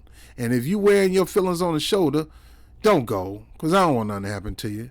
Some of you people be on the suicide watch. Get out of here with that stuff. And Whoopi know this. Now let me go back again. I want you to hear what he said, because this was not a dig at Puerto Ricans. This was a dig at Puerto Rico and the habit they have with the landfill trash. Now, nobody was talking about this until he said something. Now, weirdly or not, it's amazing how something that's so insulting, because it is an insult. It's a joke. It was meant to be an insult. Something so insulting that caused a brainwashed crowd of Trump deranged syndrome people to get so mad at Trump and this guy for mentioning Puerto Rico as if he's actually mentioning Puerto Ricans. But this situation had brought light to a serious subject that's going on that need to be fixed. And I'm glad these people are talking about it. Talk about the trash. Don't talk about Puerto Ricans being trash, because nobody called Puerto Ricans trash in this situation. And I will play it again. Go and take a look. I don't know if you guys know this, but there's literally a floating island of garbage in the middle of the ocean right now. Yeah. I think it's called Puerto Rico. A floating island of garbage. Now, there's a bunch of people on a floating island that's just as garbage as the garbage on the island. He didn't say that. He said there's an island, a floating island with garbage on it. And even though it was an insulting joke, because he is an insult comic, just like Whoopi Goldberg. It was a joke. It was supposed to piss you off. In that joke was reality, and we saw that Puerto Rico has a major waste problem. It's not Puerto Ricans' fault. It's not even the land of Puerto Rico's fault. It just happened to be in the area where it catch a lot of storms and a lot of hurricanes. And the cleanup is slow because they don't have the help. So what you can do now, instead of making this about Trump, Whoopi Goldberg, and Sonny Hostin, and anybody else, Bad Bunny and all y'all, instead of y'all letting these people brainwash you, instead of using this as a tool to hate Trump, you should use it as a tool to hate these government agencies that are under you, that will probably be under Trump. You need to fix these government agencies so they can get out there and get this work done. These people are suffering. Again, brainwashed, Trump derangement syndrome. This TV show is a portal to dump on Trump. It's a portal to dump on Republicans. It's a portal to dump on MAGA, red MAGA. I believe there's two MAGAs. I believe there's a blue MAGA coat and a red MAGA coat. You know, blue MAGA coat is the D.L. Hughley's, the Roland Martins and all these guys that dump on black men if they're not supporting Kamala Harris. And these people, they dump on anybody on the red because they support Trump and not supporting Harris. And they'll take every opportunity to make a mountain out of molehill. And believe me, guys, this is a mountain. From the eastern seaboard of the United States all the way down to Puerto Rico, they dealt with a major hurricane that a lot of people lost their lives. There were people found dead in trees. That's how high this water was up with the aid of a broken dam or something like that. It was horrible. And the cleanup is slow. And these 5 people are good. They're living in their ivory towers. They get a salary. Most of them probably get a limousine to pick them up in the morning. I almost got a job working. At ABC. But yeah, these guys get carte blanche. They get a limo to come pick them up, bring them on in. They good. But they're going to take this time because they're Democrats. They're in the Democratic cult group. They're in the Democratic cult religion. They're diehards. They'll drink the Kool-Aid anytime Obama tell them to drink the Kool-Aid. They won't sniff it. They won't take their finger and taste a little bit. They'll just say, hey, Barack Obama got our best interest, so let's just drink this Kool-Aid. Girl, you stupid. Y'all better stop growing your own mindset and stop being controlled. They're going to take this time to make it about Puerto Ricans, and Trump hate Puerto Ricans. Can't make this stuff up, boy. A spokesperson said the joke was in poor taste and did not reflect the campaign's or you-know-whose views. She can't even say his name. She used to work for this guy. It don't. It was in poor taste. And it was supposed to be in poor taste because the dude is a insult comic. That's what insult comics do. Their job is to get a laugh from a few and get boos out of the other one. It's better than no response at all. Should he been on that stage at that particular event? No. Because you had the home stretch and you're supposed to be doing whatever you can to rally people together. So that was an insult. Look at her, how she looking. Now, the campaign said, look, this ain't got nothing to do with us. That's a bad joke from a horrible comedian. You should know something about that Whoopi Goldberg. Because your stand-ups always sucked. You never had good stand-ups. You insulted a lot of people. You never had good stand-up. You were not an Eddie Murphy. You were none of that. But of course, look at his face. That's the That's the Trump derangement demon in her. That's when we realized they vote. Sonny, I'm gonna start with you. What you think about all this? Thank you, Whoopi. You're welcome. Now, here we go.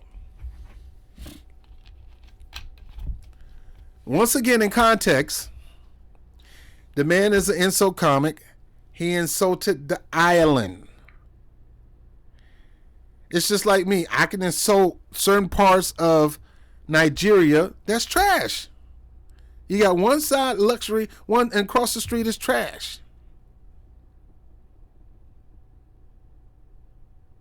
And if I talk about that side of trash, do that mean I'm talking about all Nigerians?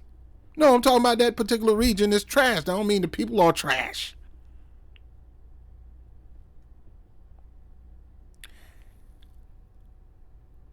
We've done so much to Haiti.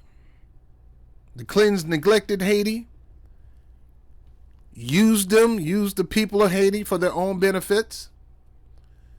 Haiti started to rise up again and started to build their country again, and then we end up killing their leader, and now it's in disarray again. Just because we talk about the country of Haiti, do that mean we're talking about Haitians?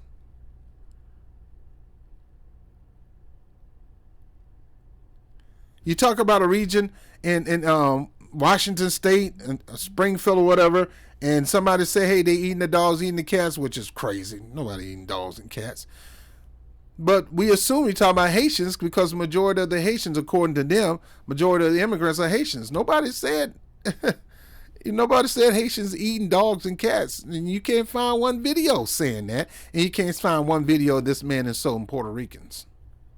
He's talking about the land.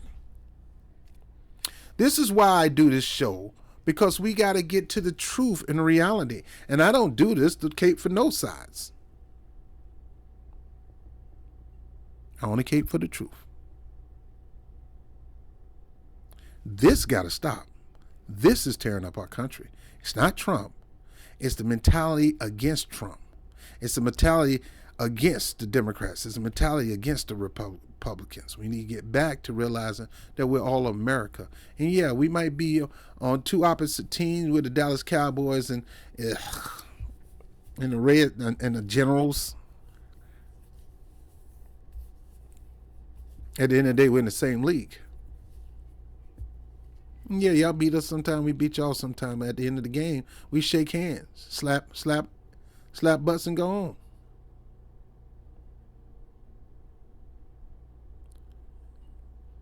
If football was this disastrous, can you imagine this?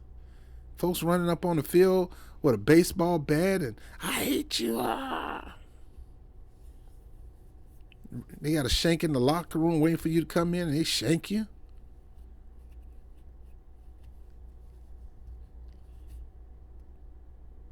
Sports have better conduct than politics. Now look at her. Here she go. With that smug look, one day she have black, one day she have Republican, one day she's she's just all over the place. But let's see what she got to say. Welcome, Sonny. This Puerto Rican has something to say about the island that I love. If it's the island that you love, why are you not there, Sonny? This is the part that gets me about a lot of immigrants. They come to America for the American dream, but they rarely fly the American flag that's allowing them to dream, and they'll fly their home flag. Oh, they drape themselves in their home flags at parties, but you rarely see them drape themselves in the American flag. And they talk about their home country, but they're not there, and I don't get that. I'm like, yo, shouldn't you be at your home country, building your home country? Your home country needs you. We need to make your home country a place where everybody can visit. You need to go back there and start a hotel, start a business, stuff like that, because right now it's in decline. Sonny, how much money has you put into your communities of Puerto Rico? We realize you're Puerto Rican. And we realize your home country is Puerto Rican. Let me go back. She said her home country. Let me go look her up. Born October the 20th, 1968, 56. The Bronx. She is from the Bronx. Your culture goes all the way back there, just like our culture goes back here. Some of us and our culture go back to Africa. But we don't sit there and say Africa our home country. America is our home country. This chick from the Bronx. She was born in the Bronx, according to Wikipedia. But she don't sit here and talk about her home country. Get out of here. Your parents' country, maybe, but that's not your country. This Puerto Rican has something to say about the island that I love. Where my family is from, Puerto Rico is trash.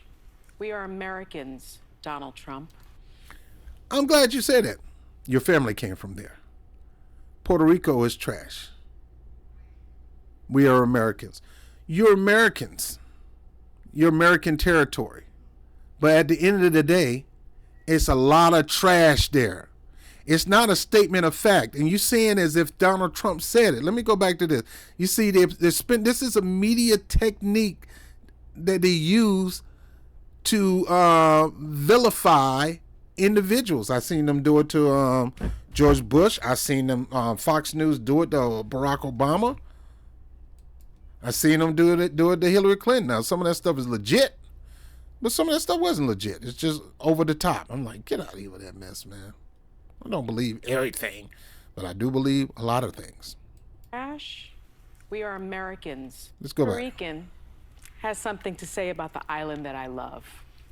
Where my family is from, Puerto Rico is trash. We are Americans, Donald Trump. American. See, they're saying this as if Donald Trump said this. Donald Trump didn't say this. The comedian said this. Sure, he was at the Donald Trump rally. But this is not the statement of Donald Trump. It's not. But they're going to spin this and try to use this to get people to detach from Donald Trump and try to get them attached to Kamala Harris. And it's an evil tactic. It's a good one. I'm not going to front. Take whatever horrible thing and spin it and make him the blame for it. But sooner or later, it's going to backfire. You know why? Because it's a lie. It's a lie. It's a bald-faced lie, Sonny.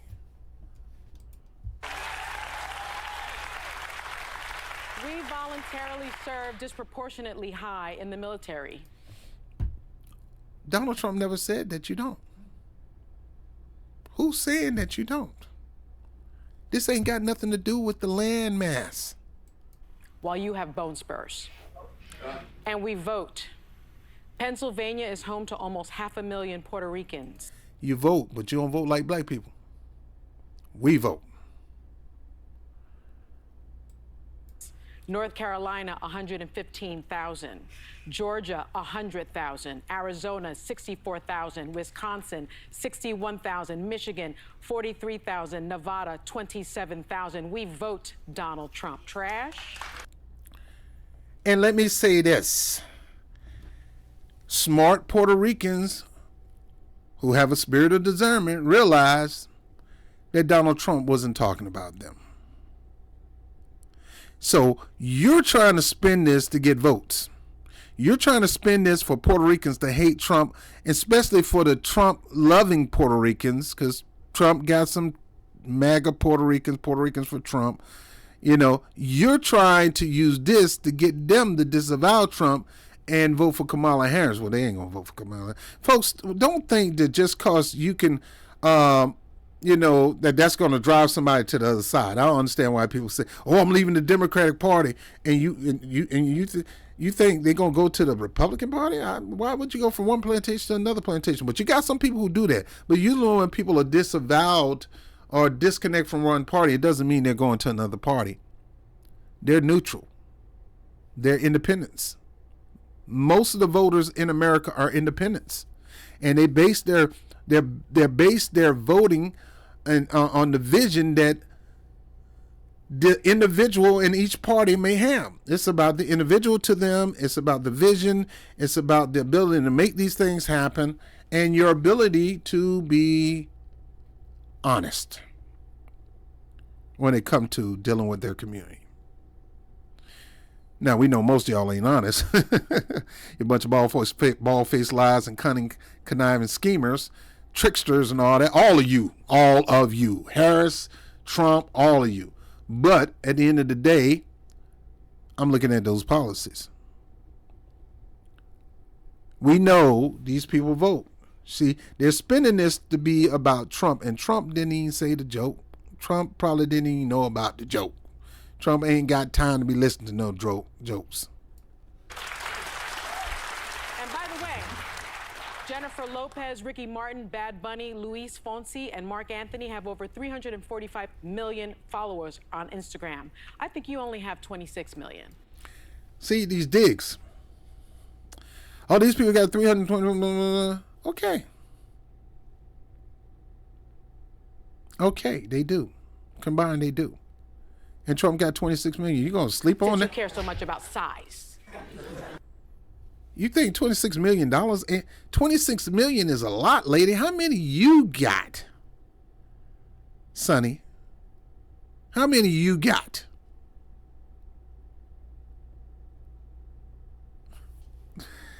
Oh boy, these people are crazy, man. Nutsos. This got nothing to do with the man. I'm going to always call a spade a spade. That man did not say anything about Puerto Ricans. Now, when we had that hurricane disaster and he went down there, he was acting stupid at the at that place, throwing the paper towel and stuff like that, because he got in his little temper tantrum. Because the lady who was the governor of Puerto Rico, or whatever she is, she's a staunch Hillary supporter and a Democrat, and she was being a little nasty toward Trump, and Trump did not keep his cool. If you're going to go down there, man, do your thing, or don't go. He did go. He did hand out supplies. He didn't have to go. He didn't have to do jack, but he did. But you got to get a control of your emotions. Just because the Democratic people hate you like this, man, don't mean you need to retaliate it. Now, folks, I'm believing that that assassination attempt, I always give people the benefit of the doubt.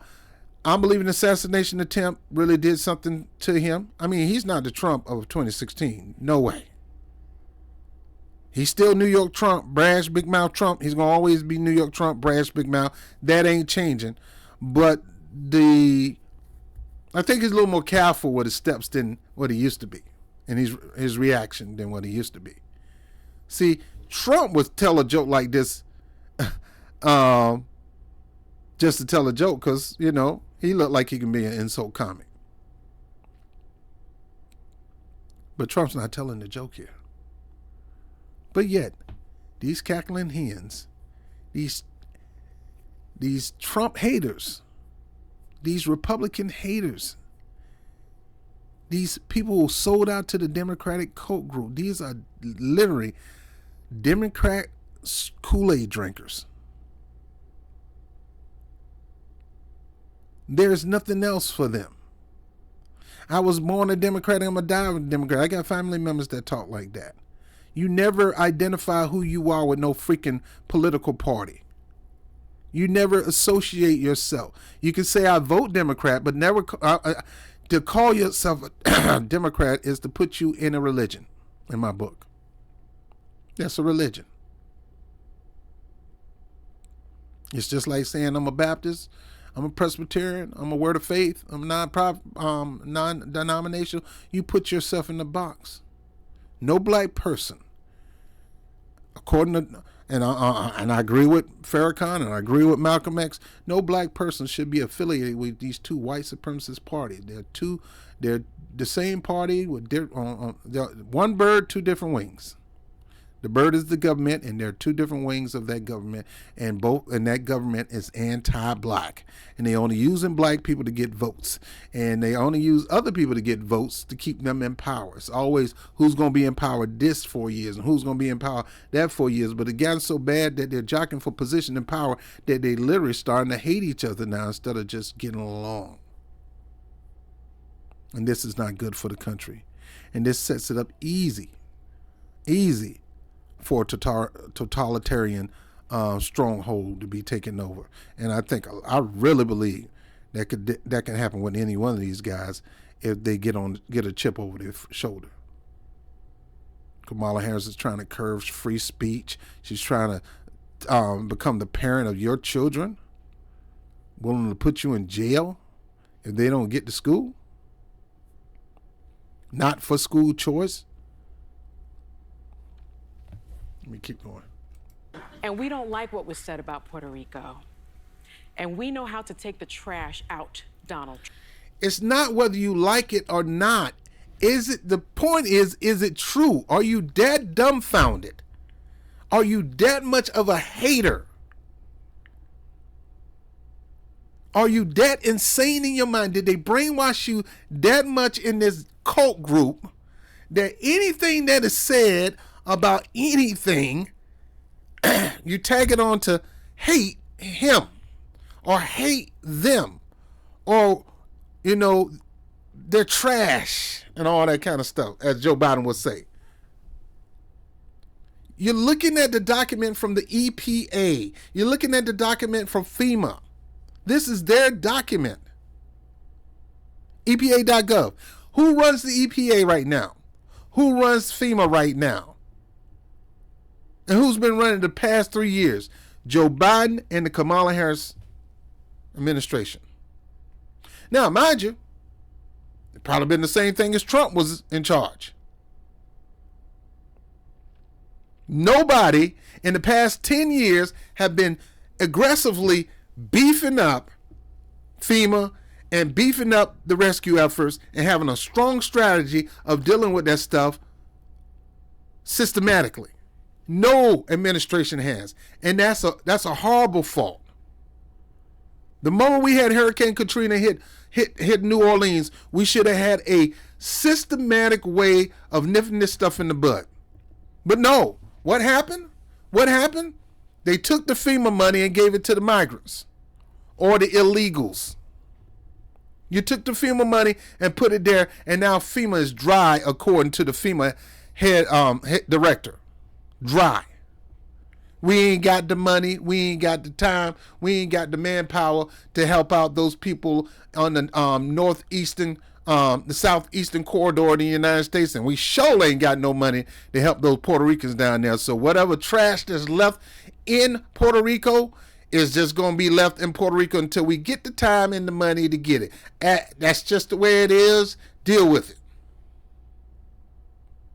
Whose fault is that? That ain't got nothing to do with Trump. The man was right, even though it was a joke.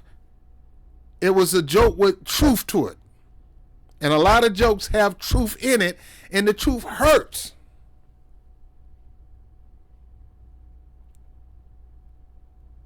Now, you're with me looking at it. So if it wasn't for him taking that joke and me knowing how you guys do in the cult group, knowing that you're going to spin this as a hate Trump, beat up Trump moment, because that's all you can do. You ain't got nothing else. You can't run on the policies. You ain't got no background. You ain't got no victories that you can really run on. That's solid. Now, you can say you did all this stuff, but once we check you, once we go through Ballotpedia and all that and see if these things actually happen and realize it don't, we knew you were lying in the first place. Oh, we did this. We did that. Okay. Oh, student debt. Yeah. Yeah, you have to qualify for it. You didn't give it to everybody. And you can give it to everybody. You can eliminate student debt right now. Jill Stein, the one you hate, the one that you sue and fight to get off the ballots because you're scared of competition, she came up with a plan to eliminate school debt called quantitative easing, and you won't at least you could take that and use it. She don't mind. You took the Green New Deal from the Green Party, and AOC started to use it. She only used it to get a position of power. She don't know nothing about no Green New Deal. She's just talking trash. She don't know nothing about no Green New Deal. Jill Stein say, hey, take it, run with it. Just do something with it. I care more about this issue than me getting the credit for the Green New Deal. Take the Green New Deal since you're running on it and you're talking about it. Take it, get elected, and run. Run with it. She ain't ran nowhere with it. She used it and dropped it. Quantitative easing is the ability to eliminate student debt for everybody in America. Everybody. Freedom up to take the money that they had to pay the student debt loan off, including our parents who've been paying forever for our student debt. You're 109 years old and your mama dead and gone, and she's still paying for your student debt. You could eliminate that through quantitative easing, something the Green Party been talking about for a long time. It's a systematic method of eliminating student debt, but you won't pick it up because you got to have some kind of way of controlling people in an election. Like Kamala Harris say, you rather run on an issue than solve it.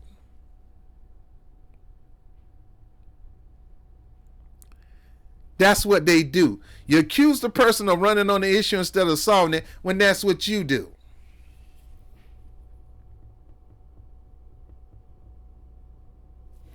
Let me let Sonny keep talking this trash, man. Talking trash.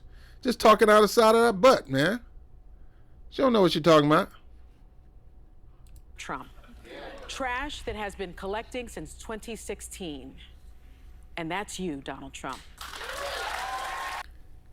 Now, if Donald Trump or his supporters call Kamala Harris trash, they will be calling them a sexist, a racist, a xenophobic, because she is Indian, more Indian than black. She ain't black. She's Indian and Irish and a little Jewish in her. That's her lineage. You call them sexist, and I get it. I probably would say that too. But it's okay for you to be a missander and call him trash. Joe Biden called his supporters trash. Why would you do that? I am not for Trump talking trash about Kamala Harris supporters because those are my family members. I don't see him calling them trash or calling them names. I haven't seen it. You could prove me wrong. I haven't seen the media. I mean, we say y'all insane because some of the stuff y'all doing or supporting is crazy, man. What? Tampons in the bathroom? You want grown big old men who failed at basketball? It's okay for them to join the women's basketball team because they identify as a woman? What?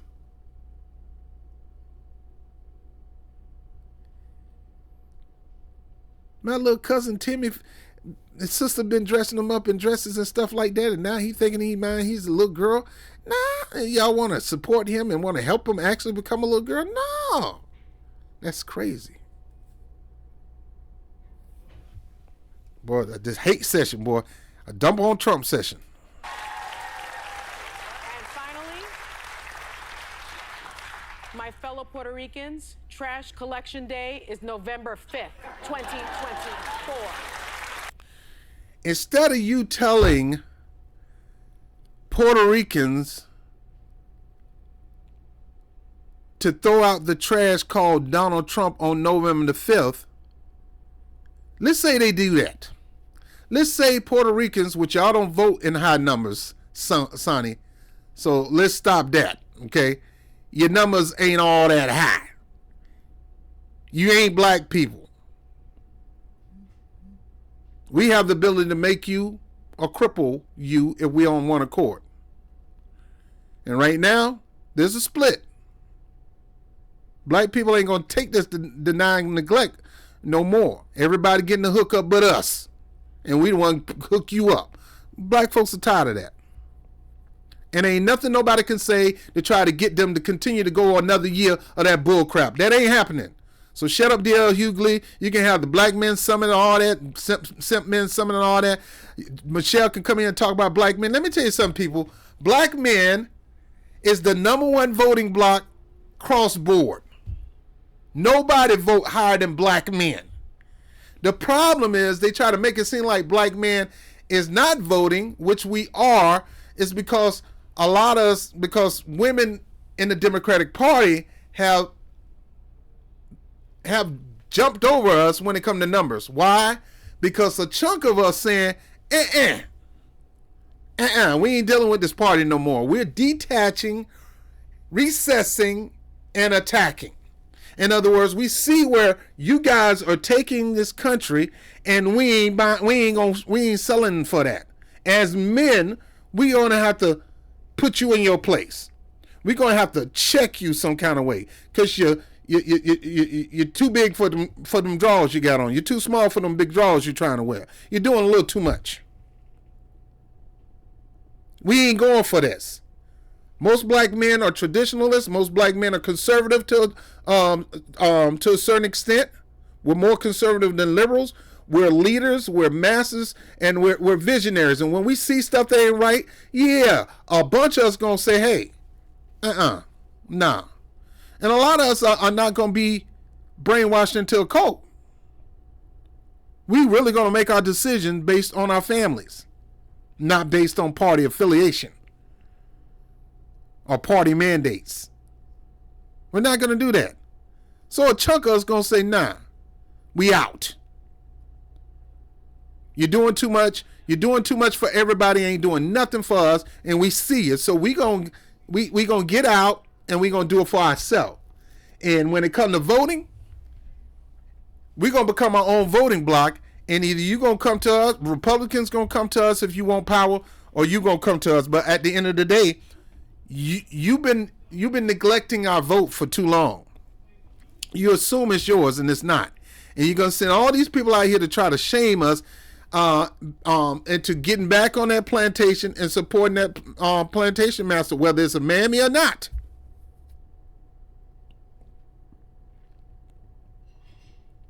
Whether it's a house Negro or not, we're not getting back on that plantation supports that house Negro or its master. We're not.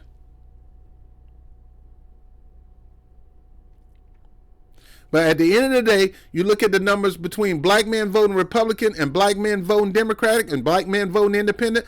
Black men vote more than anybody. Anybody cross board. We are the #1 voters. Women are the #1 voters only in the Democratic Party, black women. Only in the Democratic Party. But if we wanted to, if you did right by us, see, as men, we gonna see the neglect first. We gonna see it first. Women may ignore it. They see it, but just give him some time. He'll grow out of it. No, maybe like, no, we ain't got time for him to grow out of it. I'm gonna beat it out of him. Grow what? I'm gonna punch him in his chest. That's what I'm gonna do. Leave him alone. No, leave nothing alone. That's the difference. And this is why, yes, you do have some men that say, hey, we ain't ready for a female president. Because y'all can't even see what's going on concerning the black family. You sitting up there siding with the feminists. You sitting up there siding with the Rainbow Coalition. You sitting up there siding with the white supremacists. Yet you don't even see them as a white supremacist.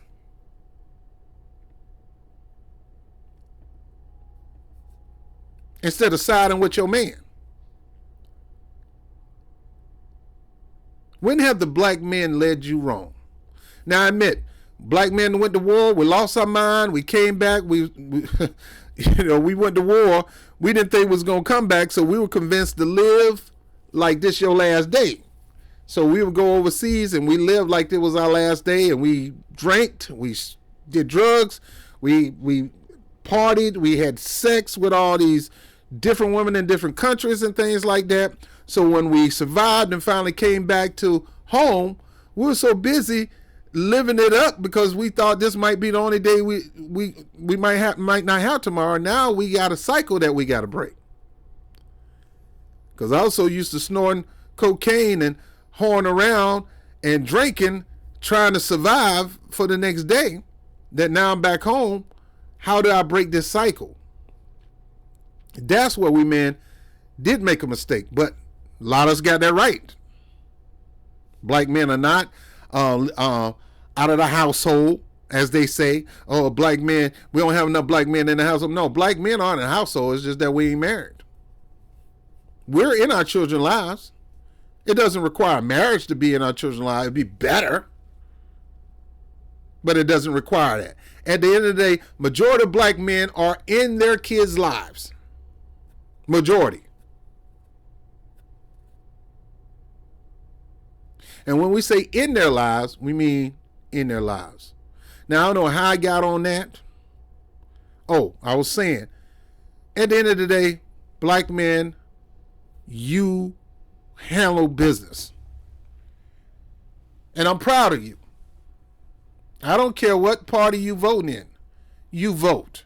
Don't you let nobody shame you because you not voting the way they want you to vote. Man, get out. I'm going to deal with that. Let me finish with Sonny. We'll get to that. Don't forget it. New Lego Star Wars sets.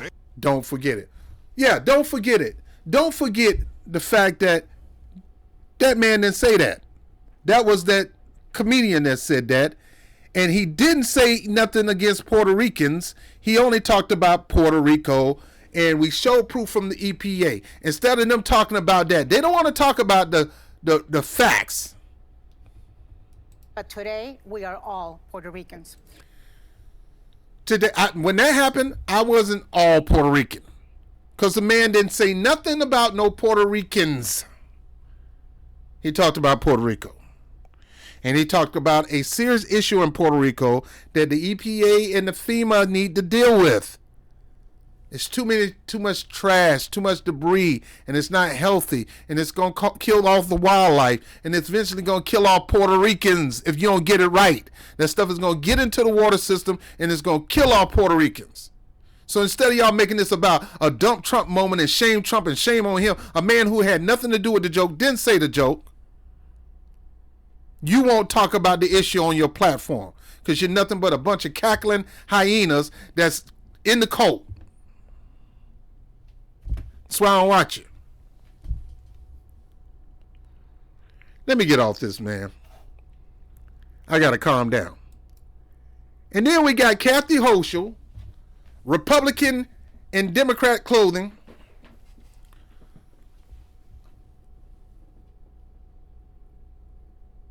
a woman who I call a white KKK. She's one of them women Klans members. She don't care nothing about the same woman that said black people don't know what a computer is. Black kids don't know black kids don't even know what a computer is. She got the nerves to stand up in defense of Puerto Ricans. And she used this moment to dump on Trump. And again, Donald Trump didn't say nothing bad about Puerto Ricans. Even this comedian didn't say nothing bad about Puerto Rican. He talked about an issue that's going on in Puerto Rico right now, which is a fact. And instead of y'all making it a moment to shame a politician, you need to make a moment to shame FEMA, a moment to shame EPA, and a moment to talk to Kamala Harris and Joe Biden about forcing that EPA, forcing FEMA down there to fix that situation before a lot of people die of contamination. But you'll act like you care about Puerto Ricans. Get out of here with this mess.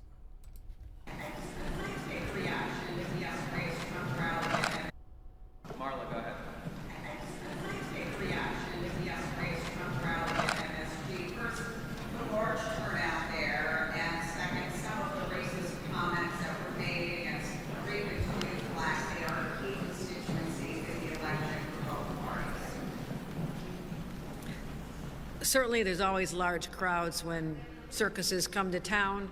There's a lot of curiosity seekers, people, and also I'm sure there's many supporters there as well. So now, them people came out there because they support Trump. Don't try to deny this. Don't try to act like, oh, these people ain't really in support of. No, they in support of Trump Because it's Trump home. This is Trump home. They support Trump. So stop, Kathy.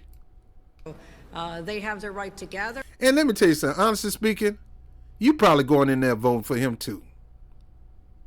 Because that's, that you're a Republican. You're not a Democrat. You just act like a Democrat. You just took on a Democratic label because it's easier for you to get elected in New York as a conservative Democrat versus being who you really are. A white supremacist bigot Republican. That's who you are. They have no respect for black people. Because that's who you are. That's who you are. They have the right to have their voices heard. This is America. This is New York. But what was said by the speakers before Donald Trump and even what he said just reminded everyone as he makes his closing argument why he should never, ever step foot again in the Oval Office. And so a comedian goes and say a insulting joke about a country that's dealing with trash, and you want to say this is just proof that he don't need to be president again because he had somebody on stage telling a bad joke. Well, you can't make this up with these people, man. I mean, you guys are Let me stop. I'm not going to say that. How the media spin, create narratives and spin it is disgusting. It's ridiculous.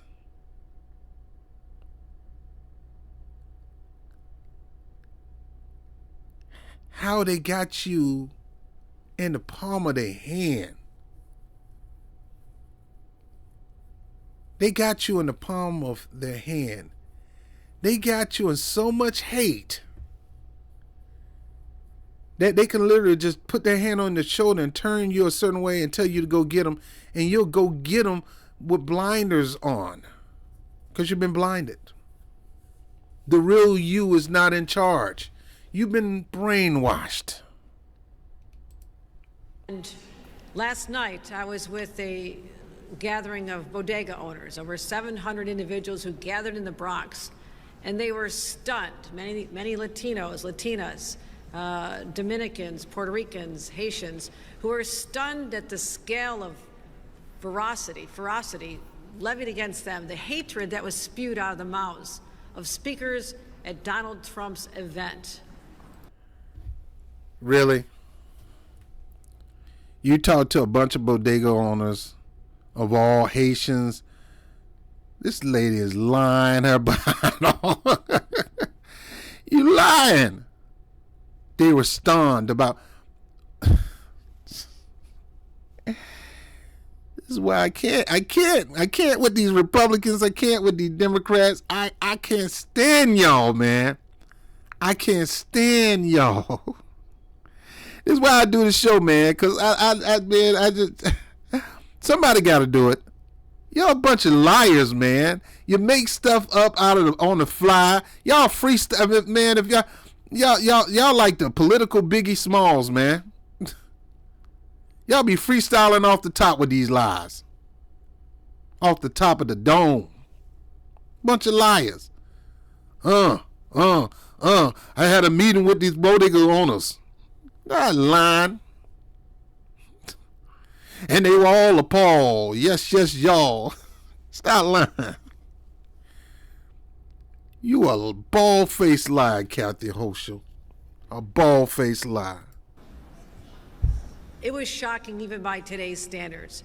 To call Puerto Rico a floating island of garbage? I represent 1 million Puerto Ricans. I am disgusted by that characterization. Once again, to call Puerto Rico garbage, I represent thousands of Puerto Ricans. A lot of them didn't even vote for your behind. So get out of here. You only got that position. You only got that position because they had nobody else. They got rid of Cuomo. The Democrats found fault. They found something in Cuomo because that's how Democrats do. They use you, and when they finally get what they want, they get rid of you.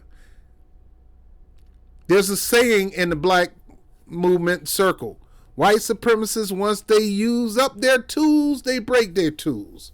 Once we ain't got nothing, once we got whatever we got out of you, we gonna break you. And that's what they're doing to Mayor Adams right now. They couldn't use Mayor Adams. Mayor Adams started doing some things on his own. He went from saying, I'm the Black Biden, I'm the hip hop mayor, to start dealing with this crisis concerning immigrants. You're like, y'all ain't gonna put that on me. I'm gonna put it on Kathy Hochul. I'm putting it on other mayors. Y'all ain't putting that stuff on me. And next thing you know, he got all these indictments.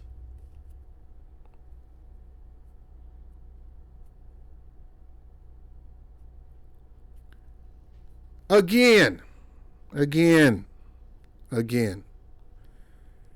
At this rally, there were some insult jokes. And there was made to be insult jokes. And if you know who the insult comedian is, you usually brace yourself for these insult jokes because you know they're going to be insulting.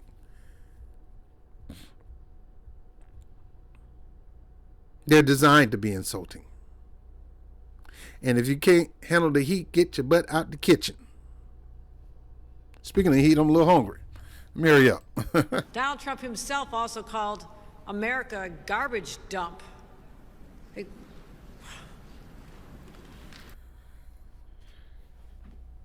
Donald Trump.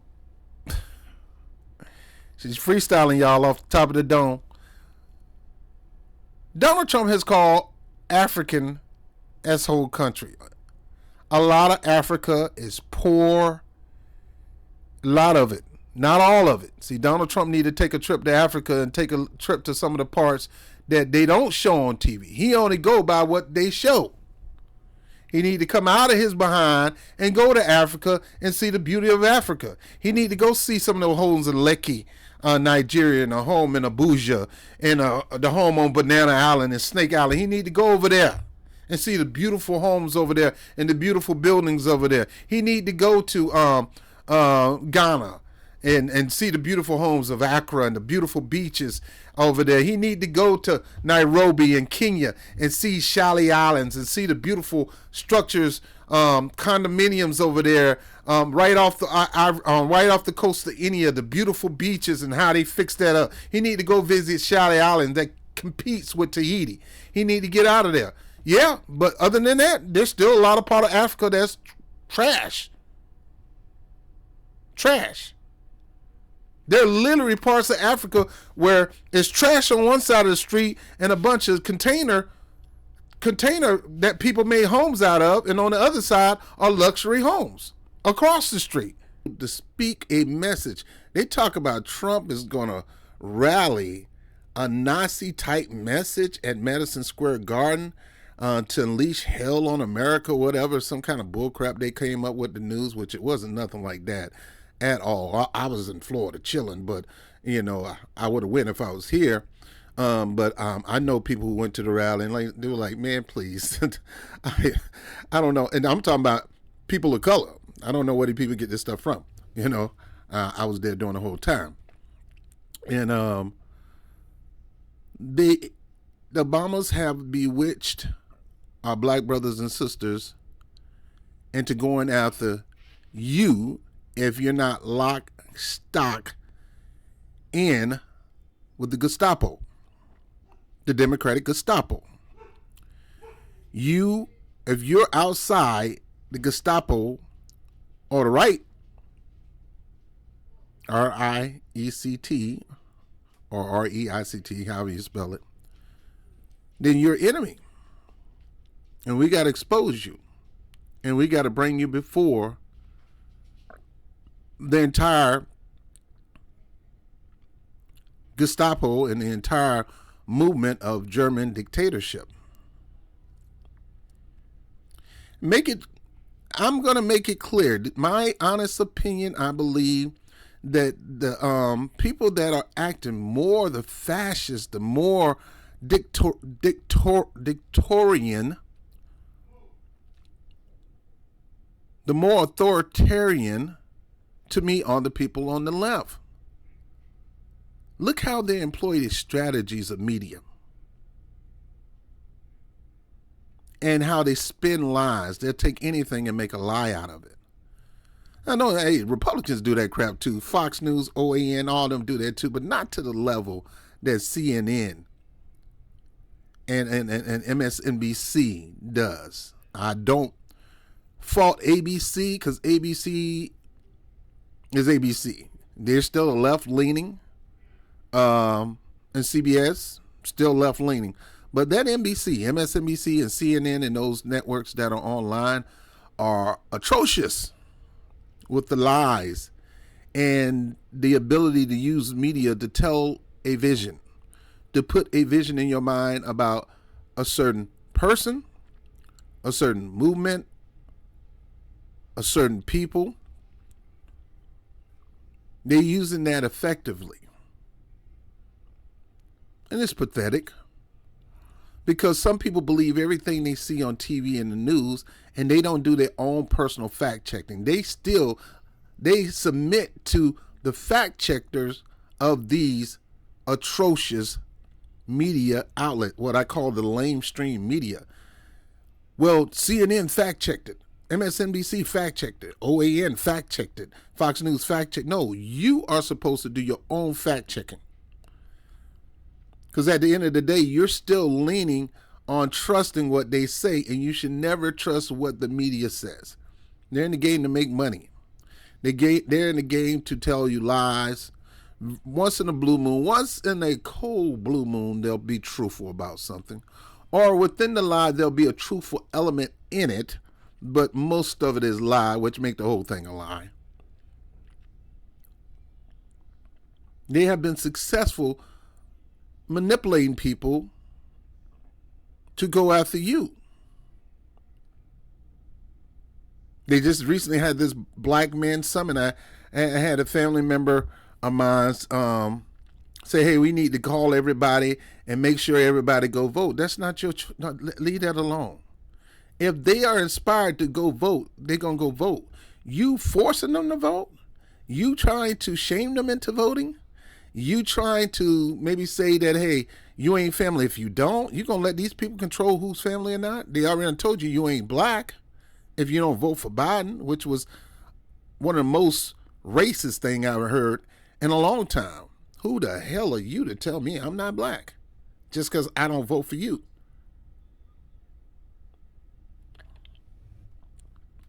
I'm black before I vote for you. I'm black when I vote for you. I'm black after I vote for you. And if I don't, I'm still black.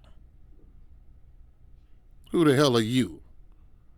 My blackness ain't determined on no political party or cult or icon in the party. We got to be all on one accord for what? For a white supremacist built party that allow black people to take some kind of control, but yet at the end of the day, you still don't control it?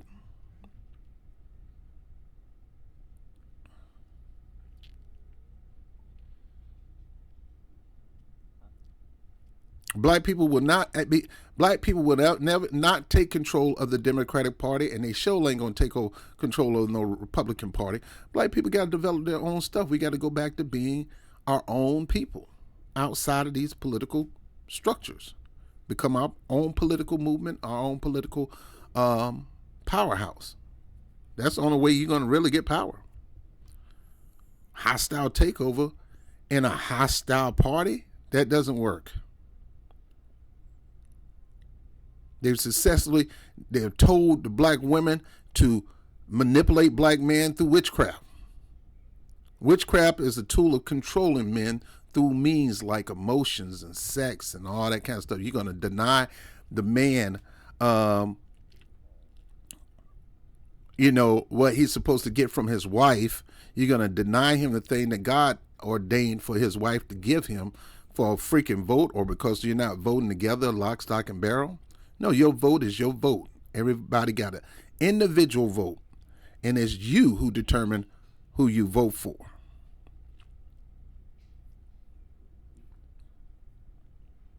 All I ask is that you don't be a slut voter. Don't go out there slut voting. Vote for people you don't know.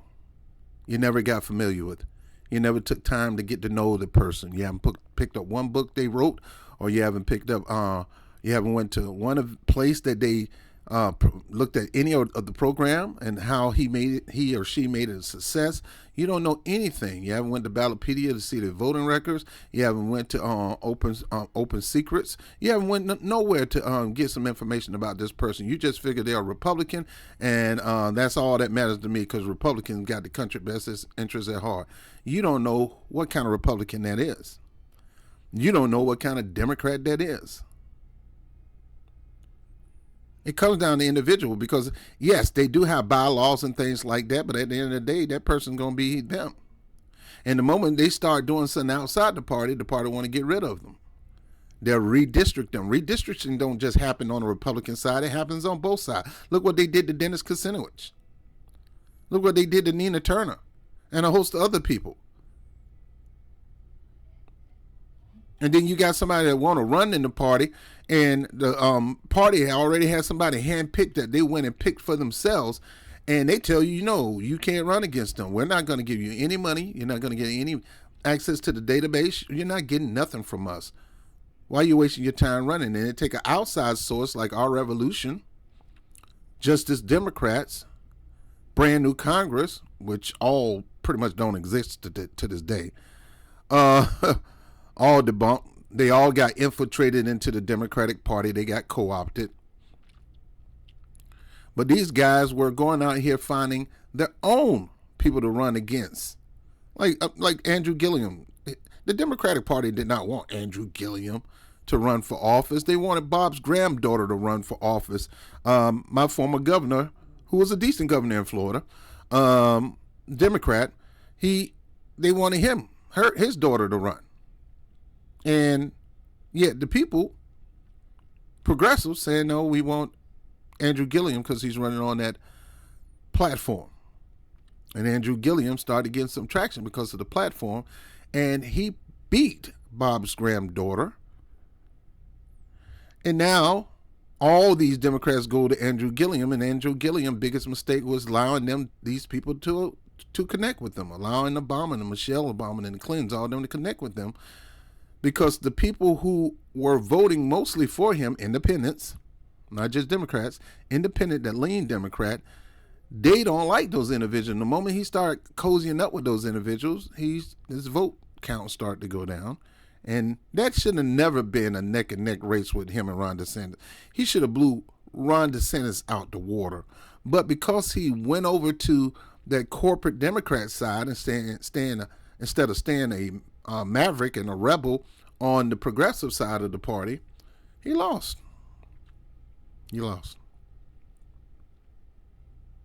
Now, my people been dealing with Ron DeSantis for ever since he got in office. That's why I pray for them every day, because Ron DeSantis is he's that character that's a psycho on the movie.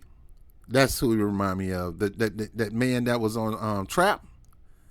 He remind me of that guy. Mark Wahlberg in that movie where he played the crazy psychopathic boyfriend, one of his greatest movies. That's the way I see Ron DeSantis. Anyway, let's go forward on this thing. So stop trying to control people. When you try to control, influence and control are two different things. Your influence is going to be done more easily by somebody watching you and digging you from the side. You going there and trying to get in his face, trying to influence. That is not influence. That's manipulation. That is witchcraft. That is mind control. You being a living epistle, a living book, a testimony, and people see that has more influence than you trying to convince somebody, or you trying to put an ultimatum out there that if you don't vote for If you don't vote, like I saw the commercials of the guy go out with the girl and she got the vote sticker on and she like, you didn't vote today? And the brother like, nah, I don't trust them. And she walked off. You think that's going to do something? You let these people determine what kind of relationship you have with somebody based on whether they're a voter or not. You can't control that person. Maybe that person has a reason and you won't even take the time out to find out. Look, I have every reason not to vote. I seen how the Democrat, the party who I grew up loving, I seen from the inside how shady they behind is. And look, I never did trust the Republican Party. I trust the conservative values, but a lot of them wasn't upholding to it anyway. So I never really had that. But once I saw the inside of the party that I grew up with, inside, seeing the shenanigans and the shadiness, and you know, Steny Hoyer caught on tape telling the man, look, drop out this race, or we're going to drop you out this race. To be able to remove a man from his position of power for the next 4 years where he's in the winning and everybody voted for him, and she just rode the ticket, and them telling him, look, you are not going to get no more funding for Hollywood or anybody else until you drop down. I don't know if Obama said that, Nancy Pelosi, or that was a thing. Both of them were working. Nancy Pelosi said, yeah, I'll be the proud scapegoat for this. We called Clooney and all of them. We call Hollywood. We call Hollywood to say we're not backing you, Joe. We're going to back our Hollywood queen, one of our own, Kamala Harris. And nobody really put a vote in for her up to this day as the top of the ticket. You put her at the top of the ticket during that time when RFK was running and Marilyn, whatever her name, was running in the Democratic Party, she would have never gotten that nomination. No. So stop trying to control people. The only person you can control is yourself.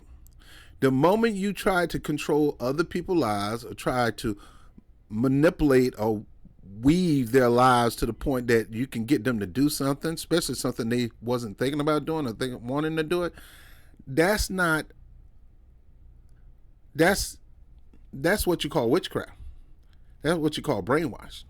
See, in sales, a sales is just a transfer of belief. If my belief can successfully getting you about a certain product, I did my job. I'm a good salesman. But you pretty much telling me if you don't get this car, I'm going to have a problem with you. That's witchcraft. That's mind control. That's manipulation. The family ain't going to have nothing to do with you. The whole family voting for Kamala Harris. Probably not. They probably lying. People always talking about, oh, I'm going to support this person when they get in that booth with the curtain. And that's the reason why they got the curtain. That's the reason why you don't go to the polling place with merch on. Because that's a control tactic. That's why we had to stop people from coming up with paper trying to advise people you should vote this way. You don't do that. Mail it to me. I'll look over it myself before I go. But you don't stand at the polling booth trying to tell me how to vote. That's why we don't have militias out there. We got people. The only people that need to be out there is the police department making sure no crazy stuff pop off. Saw a video of this Trump supporter mad because the elderly sisters, was not letting him vote. He didn't understand, and somebody should have told him. And Republicans, you need to up your game. You can't go to the polling place wearing merch. And you can't come with a Trump flag, and make sure you don't bring a big old truck with Trump all over it with the flag and all that stuff to the voting booth, and you hop on out the truck and leave it parked in the double parking space and go in there and vote. They ain't going to let you in because you're advertising. And through your advertisement, you're intimidating too. Be yourself when you go out there and vote. And my point for what I was saying, and I think I'm going to close on this one before I go any further. I got a lot of stuff I want to talk about. We're going to talk about Mika. We're going to talk about y'all black mama. See, my black mama. Y'all black mama Michelle Obama. Then we're going to talk about Hollywood coming all out full force for Kamala Harris, and I wonder why. Because a lot of these guys would not own that. Look, my vote is private, but yet you get out there full-fledged on the stage voting for her, and it ain't got nothing to do with Trump. Something funny about that. Now, a lot of these people been going to the Diddy parties. And I don't know what they got, on them. I don't know. I'm allegedly, we'll get to that a little later. But in this situation,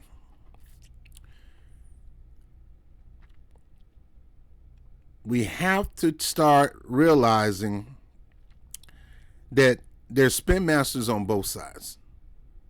And these spin masters are going to spin narratives. And the whole point of spinning those narratives is to get you to buy into it and spread it.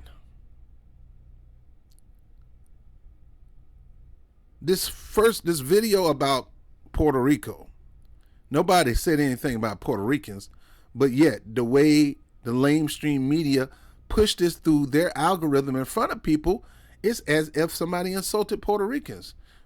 In this situation, Stephen Ndukwu is not insulting African people. He insulting the situation in Africa. That comedian, horrible as he is, lame as he is an insult comedian, and he's talking about the situation in Puerto Rico. He wasn't talking about Puerto Ricans. Now, good. Again, most Puerto Ricans are going to side on racial jokes because they try to make a light of it. Dave Chappelle do it. Richard Pryor does it. Eddie Murphy does it. Paul, whatever his name, Lopez, he just did it at a Democratic rally. He said, you don't leave that material outside, man, because the Mexicans going to steal it. He literally talk about Mexicans. But y'all not up in the uproar over that. Let me see if I can find that. You're not in the uproar over that. He literally, George Lopez, he literally was talking about Mexicans. Let me go to George Lopez, joke on Mexican. Oh, he can say whatever he say he want on us. That's not the rule of that's not the rule of joke land. Joke land is you supposed to be able to joke on some of everything without you getting offended. Long as you don't personally attack a person.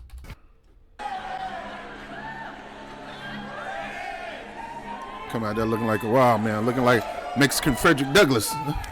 Governor George Lopez, thank you very much. And that joke. Enough lies.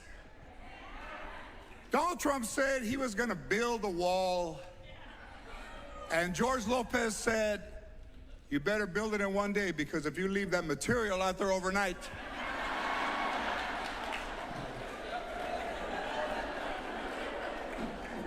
he also said... Now, he didn't say Mexican. But he basically said, you leave that material all night by that wall, somebody gonna get it. Well, it ain't black people that's gonna get it. So you know what he meant by that. So he had to pull back on that one because he don't want to catch no heat. He wouldn't have caught no heat. Know why? Because Democrats don't bring heats on Democrats. You said, better not leave that material out there overnight.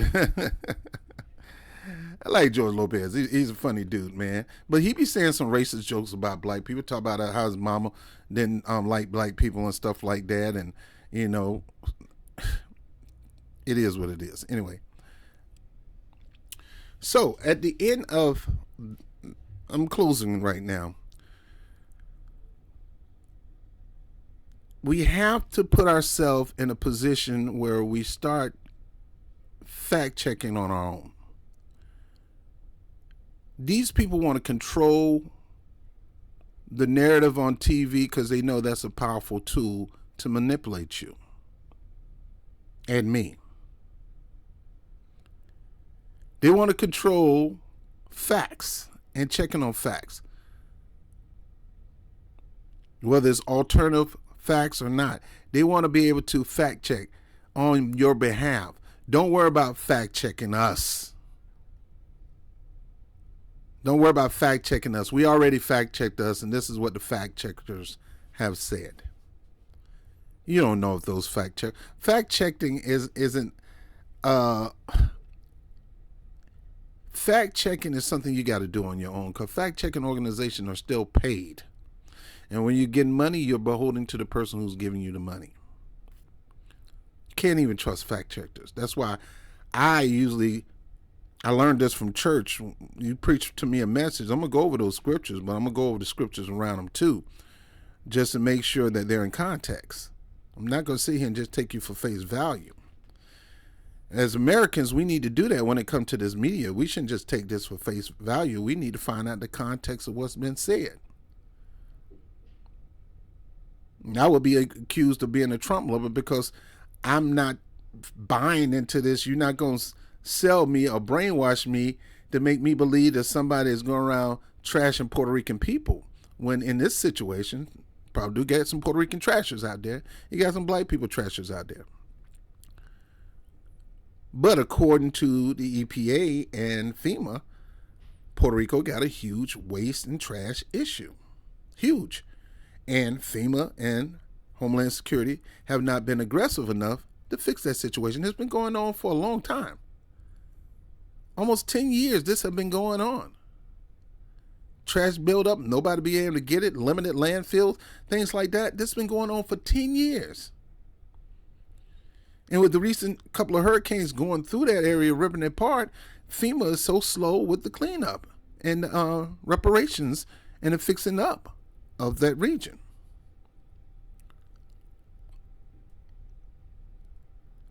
So when I see the media spin this and try to say, hey, let's take this and use it as another bat to beat up Trump, it's ridiculous.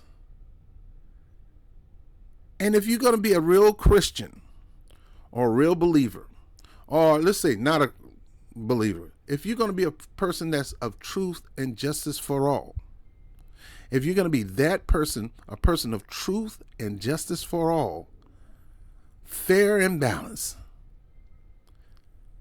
truth and justice, if you're going to promote the truth, the whole truth and nothing but the truth, you got to do that on both sides. You don't go around and just assume something is true because it fits your agenda of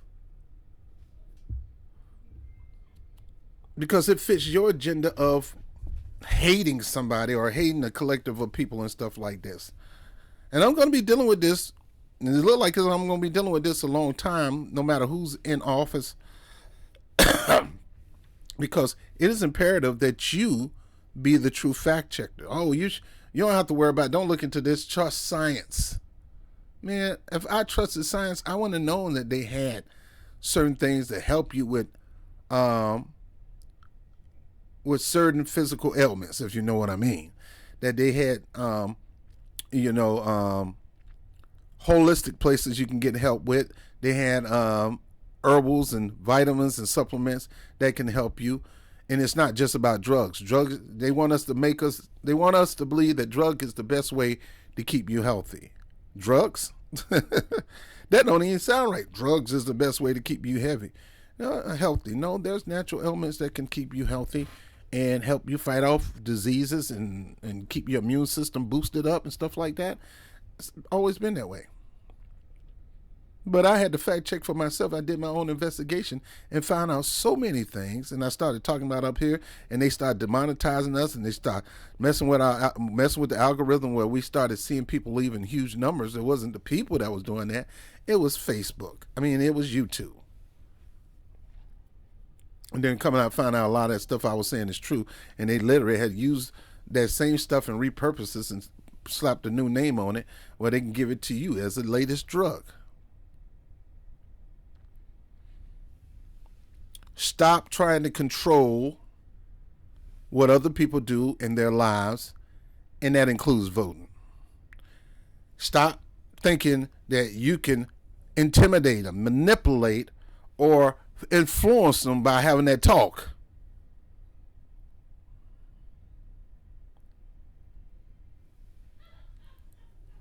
If that person got a reason why they don't want to support a certain person, that's their reason. Hear them out. And if you can convince him to overlook that, that's fine. But what if he don't? What if it don't? And as I heard when I was in Cell's circle, to convince a person above their will is of the same opinion still. All right, some people, I'm like Woody over here in this case with Fannie Willis down in Atlanta. I'm just gonna say anything just to get you off me. I'm gonna tell you anything just so you can leave. I ain't got time with you. My blood pressure is up. I'm gonna find that clip. This is how people gonna do. This is how brothers are doing you right now. You can come up with summits. You can bring out Michelle Obama to trash us men, and we black men are the #1 voters in the country worldwide. I mean, in the United States. You're gonna bring out these people that's gonna use authoritarian fascist tactic to get you to fall in line. All this is Negro fall in line. There's a woman who I love with all my heart. She's like a mother to me. My ex-girlfriend mother. And me and my ex-girlfriend still close friends. We're not in that relationship, but we always go close. Her mom said something to me that really kind of, I like the nerves of you. But I have high respect for her, and I have high love for her, and I would literally almost do anything for this lady. She's like a second mother to me. I have 3 mothers.